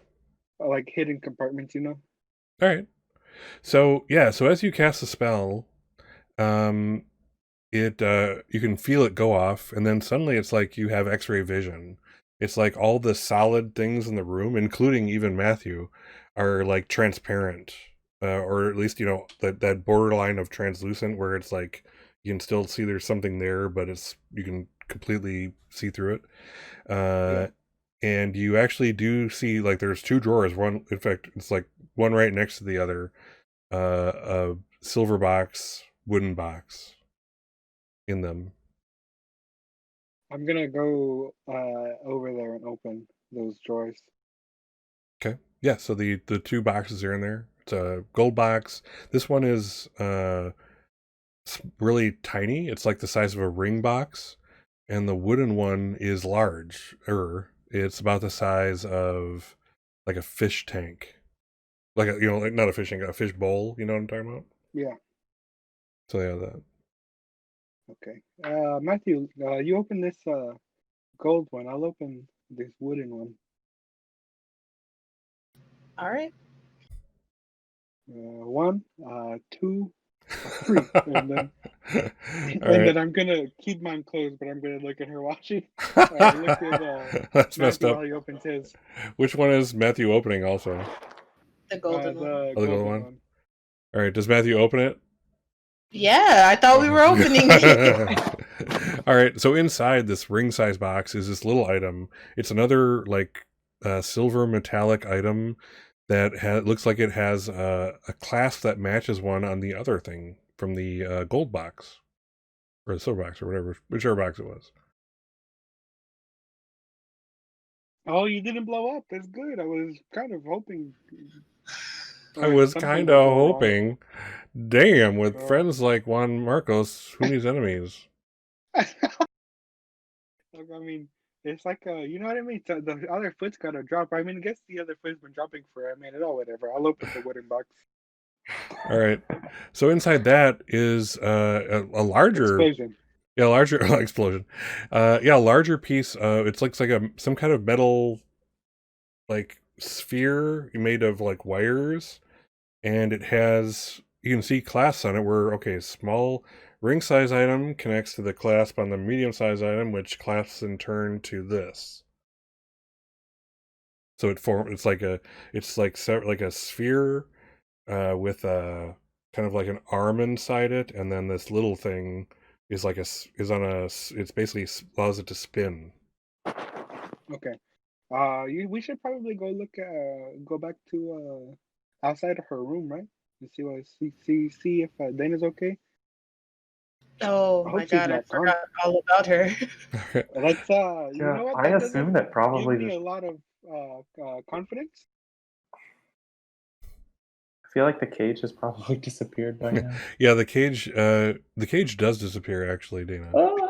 Ooh, Now the thing who's is just that? laying there. It still looks very limp and not doing anything, but no cage anymore. So there's nothing between you and it. Okay. Can I do like a magic? I don't know, like vital sign scan. Okay, like you're trying to sense things. I'm trying to determine if it is alive. Interesting. While staying as far away from it as possible. Okay, so let's call that a brains roll. Okay. Let's see here. Alrighty. Brains. I like brains. I'm So brains. and hungry. All right, so you're again. We'll call this unnatural. You're kind of using a kind of sight, if you will, Okay. or so you're extending your senses, so to speak. So we'll call that a 3. You're doing this on a person, so that's 6. It's instantaneous, so nothing. And have you done this before? No. Okay, so it'll be a 9 target number on this one. Okay. Okay. Please. I believe in you. I don't care what they say about you. I believe. All right. 10. All right. Spell goes off. So you cast a spell. You see the energy traveling from your wand to it, and what you would normally expect in this kind of spell would be like almost like a sonar type thing. Like you ping the thing, it takes the reading, pings back type of kind of situation. But the spell is successful, but nothing pings back. It just hits that void and it's disappeared into the void. It's almost like it's a void of nothingness. Yeah, I'm gonna put back up the cage if I'm able to. I mean, I don't. You said that's brawn to make a cage. Yep, that'll be brawn. You can try it. Okay. They might attack you. Don't mess up, because you'll mess up big time, and then you'll be in trouble, and then we won't be there to help you. Yeah, I don't Dana think will I'll be be able good. to do it, but I'm gonna try. Okay. It's one that I've cast before because I helped True. Matthew do it. All right. So okay, so this is reality bending because again you're Mhm. creating something out of nothing. So 5. It's a person smaller, so 8. How long do you want this to last? Oh gosh, long time. So like an hour at least. Sure, let's do that. Okay. So that'll be 10, and you witnessed it, or you actually, let's say you cast it. So what does that make it? So 1. Let's see, 3, 6, 11. 11 is your target number. Yeah, that's not gonna happen. Let's try it. Because at this point, I'm just kind of freaked out. No. 6. All right. So you're 5 short of the target. So let's see. So as you cast it, you kind of like see the wood start to appear, and then it, instead of like coalescing around the void, your target, you end up with what the equivalent of like a bracelet of wood around your wrist. It's bad. As it kind of slingshots back at you in a small way. You got a cast on. You broke your wrist. And it's about then that Juan Marcos and Matthew round the corner with stuff. We got some stuff. Hey Dana, you got some cool jewelry. Mhm. Where did you get that from? It's been like we've only been gone for like 5-10 minutes maybe. No, you've definitely been gone for like 20 minutes. And look, the thing. Anyway, I don't have any friends, What so I did- figured I'd make myself a bracelet. So why is the void out? What did you do? You fuck up again? No, I didn't do it. It just ran out. I didn't do it. You didn't do it. You know what? You're a liability, Dana. A liability. Yeah. To- Okay. Let's just ignore the whole fact that I was the first one who noticed that something was wrong and cared. You were just like, William, good riddance. He's gone. Well, I mean, I didn't say that. It's kind of like oh man, magic, you know? Yeah. There's a lot of magic going on. So Anyways, let's get on with this. Let's put this together, yeah? so as you're doing this, a bell rings, and normally you'd hear all kinds of stuff going on. You'd hear, feet, conversation, everything, and it's just silence. Oh, this doesn't feel good. You know what? That doesn't feel good. It doesn't like sound good. Ooh, watch out, Scott. I go. Wait, like there's no sound? Like there's where you would expect to hear like people and footsteps and voices and conversation and stuff happening. There's like literally nothing. You could hear a pin drop in the hallway right now. Ooh, hey man, stop dropping those pins. It's really quiet in here. It's kind of eerie. What do you do? So can we just get this magic thing done with? Maybe this will like solve our problems because it feels like we're kind of running out of time. And then maybe one of us is next. And I don't know about you guys, but I know it's not gonna be me. Can you stop saying that? Can you stop saying what? Give me, what is this stuff? Just what is it? Give me, what is it? You know what? That's a good question. What is it? I'm gonna like grab it and like look at it. You Don't said break it's it. obvious that the pieces fit together. Yeah, it's obvious that they kind of clip one inside the other. Okay, I'm gonna like clip it together. Yeah. So what it looks like is kind of like one of those old-timey models of the solar system, almost, kind of, sort of, where you have like the outer side where the planets are here, and you kind of, the ones are inside and they kind of rotate around each other. And once you actually put it together, it pops out of your hand and starts spinning itself, and literally like floating in midair in front of the three of you.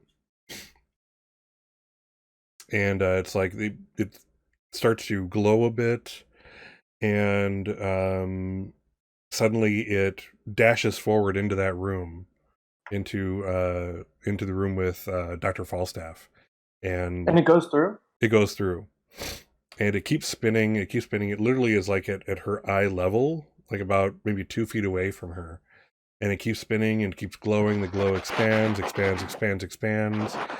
and suddenly you're all just kind of blinded for a second, as like the glow expands and envelops you. And the next thing you know, you're standing there looking around. The William Oakhurst is lying where the void used to be, and there's all kinds of activity in the hallways. People are going back and forth, back and forth. Dr. Falstaff takes a deep breath inside there and looks at the three of you, and just kind of shakes her head. Took you long enough. I'm so happy I didn't attack the void. Didn't kill it. Exactly. Okay, so that was like a man. Hey, this is very it's very confusing. You know, it's like a what happened? And I don't know what's going on. Well, William sits up, and he kind of looks to all of you. Would anyone like to explain what I'm doing here, lying on the ground? You know, you're not my roommate anymore. That's my I best got a guy William, by named the way. Robert. Thank goodness. And with that, he kind of gets Yeah. up and he heads off like nothing's happened on the way to class or something. Dr. Falstaff, do you care to explain? Yeah, she's kind of like collecting things. She kind of grabs that spinning thing out of the air and disassembles it and puts it down on the desk in her room there, and sits down, rests for a second, and she actually gestures for you to come in. I'll close the door behind us. Well, I suppose you do deserve some kind of explanation. Yeah, I was kind of afraid of like Yeah, not no existing, crap. you know? Well, there I was, attempting to do a very special, very powerful type of divination spell where you actually search through time for something, almost physically. I was on the cusp of casting it. It was an immense spell that I'd spent over a week preparing for. I had fasted. I had purified myself in other ways, and finally it was time. I was about to cast my spell, and that's when William walked in. He was coming in for tutoring. Apparently, that's the very last words I heard before he ceased. And in doing so, he broke my concentration, and the spell went horribly haywire, and started changing time, deleting things, changing things instead of witnessing them. So yes, I apologize. And So did all of that really happen? it did. It did. The fact that you're in my mentorship group and the fact that William was part of the trigger kind of, it seems, bonded us together in a way that protected you. However, yes, it was all real. And so is this. So is this normalcy. You see, So it's does kind of everybody like remember if there are disappearing? separate tracks when a train leaves a station. No. None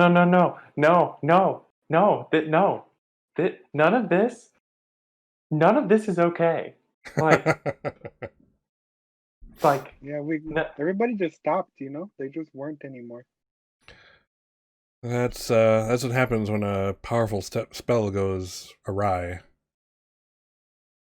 So let that be a So lesson. Use this as a learning moment, children. okay. What am I learning? That don't do bad magic around the students and the entire school faculty, and maybe lock your door. On that note, I really need to report this to Yeah, can you get us Headmistress out of detention? Waller. Can you get us I out of don't- detention? I don't think we're in detention anymore if Lawrence I is mean, we mistress. snuck out. Yeah, no, I think we're good. Yeah, I think you're good. I may be in detention. We'll find out how that goes. And That'd with be that, pretty she kind fun. of pats Matthew on the shoulder. I knew you'd get my message. I knew if anyone, it would be you. I'm still at a loss. And she kind of leans forward and does that kind of patronizing adult look, and it's like, for now, that's probably for the better. But just know that you have potential that you don't even know about yet. Thank you. So Uh, I'll put an extra credit assignment in for each of you in your various classes and ooh. see what I can work on that you survive this. Headmistress Waller will want you to be rewarded as well. So Yeah, okay. Hey, can we go into the city real quick? sure, you know what? I think Headmistress Waller would be fine with that.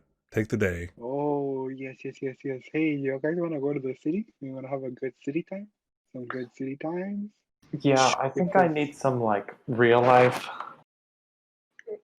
yeah, some real non-magical stuff. But yeah, that feels good to me. Yeah. Yeah. Matthew, are you in? Sure, I'd be down. All right. So the As scene we leave, cuts. can I scoop the magic time thing into my bag? Funny.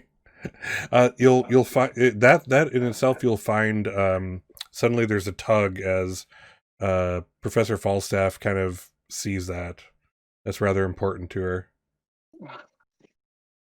And I mean, so I'm not able to do that, or I'll I say am. you do it, but as soon as you do, you feel the tug of her fingers on it, intercepting you.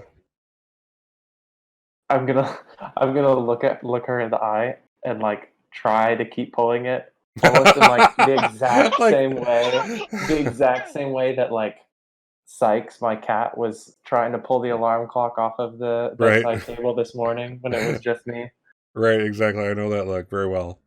Yeah, she gives the adult look again and kind of tugs it back. It's like, we don't want you breaking reality. Oh, me breaking reality? Me? Yeah, you let the void out. That was actually You William, let which the was kind of void out. okay, I guess. Ooh, let the And void then you out. got us in Ooh, the tension. ooh. All right. So Let's go get some like food or something. Some coffee. so Maybe the just some scene real. switches. We change scenes suddenly. It swipes away, and where does Juan Marcos take everyone? Where is the scene ending up at? It's like a really cool uh local coffee shop. It's got a it's got a lot of like sugar skulls everywhere. They have a lot of what do you call it? A lot of the loteria cards, but like they're all like super funny things. Or they have what's her name? The that Mexican painter lady. She's got the very long Frida unibrow. Kahlo. Oh yeah. Frida Kahlo. Yeah, they got some Frida Kahlo merchandise. Just some real cool stuff. It's just nice little spot. You should try the horchata here is really good. I like the mexicana too. That's good. It's just some good stuff, man. All right. Sure. What's everybody's drink of choice? Who drinks the coffee? Who drinks horchata? Who gets the hot chocolate? Who gets the tea? I'd get a hot chocolate, definitely. Yeah, I'll get the Extra chocolate. horchata. Horchata. Delicious. Can I buy a baseball cap with that lady on it? Frida Kahlo on it. Sure. I don't know if that's even a thing, but I would. Sure. It's Okay. man, Yep. it's anything's a thing. Yeah, you're an underclassman, so your money is limited. So this will probably strap you for a while for cash, but you can definitely do it. Okay, cool. Yep, that's definitely a thing. It is now.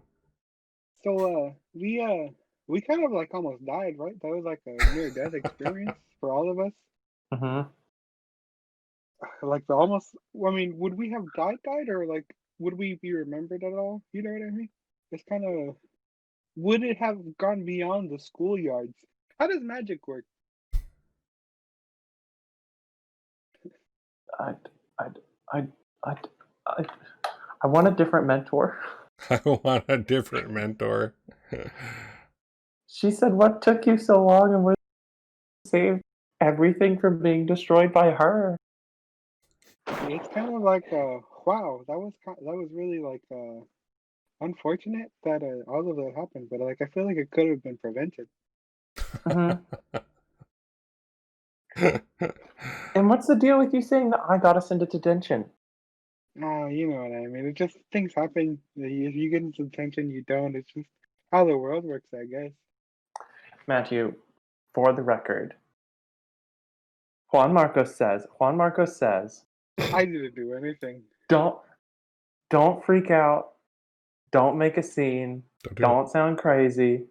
We go into the headmistress's office, and he freaks out, makes a scene, acts crazy, starts talking about his dancing in the morning again, and then we end up in detention. That doesn't And sound like me. It's okay, Dana. You learn to live with it. Just I don't make mistakes, you know. Mm. He's just not me. He's the wrong guy. I'm just built different. Yeah, oh, man. I'm just built different. I'm just Well- built different. William's rubbing off on you. Oh my. All right. Cool. Did anyone want to do any other scenes in particular? I mean, when Matthew's here, yeah, but he's indisposed. Oh, you mean William? William, yeah, William. Yeah. I get. It's so sorry. Names It's are bad okay. with me. It'll hold. All right. Cool. Why don't we? We'll end Can we do a scene? Can we do a scene with the headmistress? Do we have time? Oh yeah, absolutely. How about all three of you would probably be brought in front of her, since you all are like We came back from our little though no one, coffee trip. a few people know it, but you guys are the heroes. So yeah, you guys. We'll cut to a scene where you're standing tall in front of the headmistress. I got like a coffee. in my hand. The actual headmistress, Megan Waller, with her staff and all. Senora, sorry, we kind of tried to come like get you early, like in the kind of like alternate reality kind of scape, but you were kind of gone. You were just weren't here.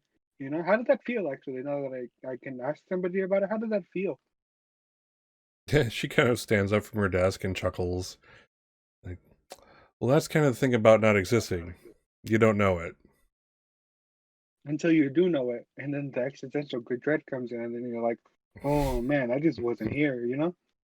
As far as I know, I've never ceased to exist, to my knowledge. That's how I feel. Okay, I mean, yeah, I guess you were right. You don't remember not existing because you're not there. So you all did quite well. You saved the day. I can't quite let this get out, unfortunately. Whereas we want our professors to push themselves, to experiment, to try new things, and bring more knowledge and expertise to this prestigious school. On occasion, accidents like this happen, but we don't need it to be publicized, if you will. So So I should stop my letters to the press about it? you should probably do that. Okay. I was gonna write it was gonna be a whole thing talking about my heroics and everything, you know? It's like You can put it in wow, your look at what he memoirs. did. Those can be released later. I guess I could do that. That sounds okay. So yes, Professor Falstaff has asked that you get some extra credit applied to your various classes for what you've done, and I agree that you have it coming. I'll apply it. You already I almost all of appreciate you are doing well. And she kind of sneaks a look over to Ed Matthew for just a brief second. Am I not doing well? and then looks over at Dana. Just let me just say that you can all use a little extra credit. Oh, I like extra credit, you know what I mean? Any little bit helps when you're trying to be the top. But here we are. So you experienced something in magic that few have. And you're able to Yeah. collect yourselves and deal with the situation. That's quite mature for your age. And that bodes well for each of you. Oh, So I appreciate that. Yeah, I will make a note in your records. Is anything going to be done to make sure it doesn't happen again? Oh yes. Well, we've worked with Dr. Falstaff to create a fail-safe should anything go wrong with this particular experiment again. Wait, she's going to do it again? With protection in place. There will be other faculty that will be monitoring and applying magic where necessary. So this will not happen again. But as we said, this is a cutting-edge academy. We do need our people to take some risks, calculated. But yes, I think something good will come of this. Thanks to you. Do run deep. Well, I appreciate you talking to us about this. So, I actually, what do you think magic comes from? You know, like what is the power behind all of this? You better pay more attention in class, Juan Marcos. You'll figure it out. Well, I'm trying. I guess I can. Yeah. I mean, if nobody else will, I will. See, Juan Marcos, it is all coming from the sun. Yes, that's what I was saying. Are we inside of the sun right now? No, we are. I was telling you. Yeah, we are. All right. So with that, she kind of waves her hand, and you feel like each of you starts sliding out of her office, like as if you're on like what are those things with the little wheelies on the bottom of your shoes? Heelys. Heelys. Yes, it's like you're on Heelys, and you're being snake eats another familia. Being pushed out of the room, and the door closes behind you. I'm gonna take that as a yes. Yeah, it sounded like a yes. All right. So there, we will end the roleplay part of the session. So good job. Good job. You all survived and exist. Woo-hoo. I was afraid I was gonna die, you know, like real die. William Oakhurst was missed. I guess everything would have been done if we had not succeeded. Yeah, that'd have been the end. No pressure. A sweet release. So this is the part, since we do have some time, this is the part where I usually ask some kind of general questions. Like, so for example, what do you like best about your characters? Like, what's the one thing that that now that you've created this character, you played them a little, what's like your favorite, coolest thing about them? Philip. I was literally just thinking, please don't make me go first. Oh man, I think I really like how like frantic she is, in the sense of like not being comfortable just letting stuff sit. Mm-hmm. Like I feel like if there was anyone that was going to like break open a hornet's nest because she thought that would probably be the best way to get a stone, it would be Dana. I don't know if that image made sense. But yeah, I mean, like I feel like I really enjoy being a character that is irritatingly irrational sometimes. Well, the thing I like about her so far is that she's kind of like the not quite mean girl. Like she'll push that social envelope of like messing with you, but just she's not really ready to drop that hammer that the real mean girl does, but she's still there, like, you know, putting that social pressure on everyone else, and I think that's pretty cool. Thanks. Yeah. How about Robert? What do you like best about Juan Marcos? What's your one thing? Ooh, the confidence. I love the confidence. I love like just feeling that you're like number one inside, you know what I mean? And then letting everyone know. Yeah, he definitely exudes confidence. I like the thing I like about him most so far is that he is that kind of energetic, keep the scene going guy. Mm-hmm. Like there are a few lulls in the scenes in which Juan Marcos is in, because he keeps thinking there's either conversation or stream of consciousness going on or something interesting, or he does something. So yeah, Juan Marcos keeps the scene moving, which is pretty cool. I like that. That's my favorite thing about Juan word Marcos. vomit comes in handy so often. What's that? You said the word vomit comes in handy so often. The word vomit, yeah, exactly. All right. How about Simone? What's your favorite thing about Matthew? I think just how much like me he is, but like in a bad way, you know? The worst parts of you? Yeah, like that. Yeah, I think he's a cool character.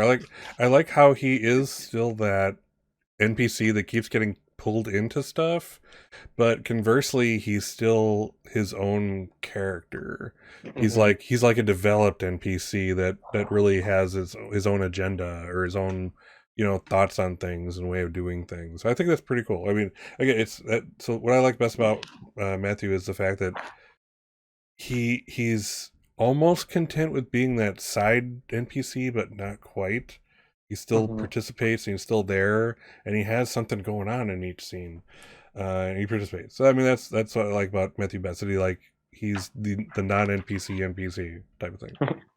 Yeah, I feel like Matthew is wallflower goals. Nice. Honestly, his goals, man. Oh, that's funny. Cool. All right. Well, we do have some time left, but I'm good with cutting it a little short. That's not a big deal. We kind of covered what we wanted to at a good session, so thank you for that. Again, I like to take a little time to basically say how impressed I am with all the players, and I'm lucky that all my players are always different. There's no cookie cutter role player that I've met, really. So you can kind of see each, Philip, Robert, Simone, they bring their own thing to the table here, and it's a good recipe for fun, I think. So that role play that they bring makes everything else better. The ingredients coming together. Like, salt alone is pretty not tasty, but you put it with the right things, and suddenly you got an excellent recipe. That's what this is. You mean you don't eat fistfuls of salt? I try not to. It's on occasion, you got to do what you got to do. But so yeah, so these are, you're, for the viewers out there, you're looking at some pretty cool role players. They know what they're doing. And I like to think in my mind, where I don't cry myself to sleep, that they're having a good time here. And things, this is worthwhile.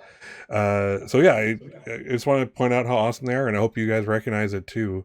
Yeah, just like and you can tell when everyone's kind of having a good laugh and chilling out, and yet there's some suspense in the room throughout the game, and that's really cool. So anyway, before I do my word vomit, just gonna keep going to bring up time. My players are awesome, so they're pretty cool. I'm so glad they came together, and we're looking forward to William Oakhurst, or oh my god, don't blank on it. Chaotic, thank you. Chaotic. I remember his real name, but Chaotic. And Chaotic returning. As a note to everyone, this coming Tuesday, I'm going to be out of town, so there will be no session. So the next session will be 2 weeks from now. So just keep that in mind. Consider that recuperation from Waller's Academy. I will be here, though. I'll be here. Yeah. Okay. Yeah, play amongst yourselves. Do what you're gonna do. I'm good. So let's wrap things up. I want to say goodbye to my awesome players again, and again, this is these players are here. It's their own time when they could be doing other things, and yet they sacrifice their time to do the session, hang out with each other, and provide everyone with a good time. So I'm thankful for that, and I recognize that sacrifice. So thank you for that. So just do recognize how awesome they are. So let's start over here. Say goodbye to Simone. Bye. And Robert. See ya. It's been fun, I guess. Yeah, awesome. And Philip. Yeah, y'all have a good night. Here's to less stressful. Yeah, exactly. So, and then I am Scott's Case Files. If you're watching me on Twitch, this is my channel. All my social media links are down below in the about. Definitely check out, the Twitter where I announce things. What do you call it? The Discord where we kind of have a bunch of discussions. Very interesting conversations actually lately. So definitely check that out. And of course, my YouTube, where this will be going. If you're watching me on YouTube, all the stuff, all those links and stuff are down in the description below. So check it out. Make sure to subscribe on YouTube, follow on Twitch, and there we go. Hope to see you all soon. Take care, be good to each other, and go forth and do no harm.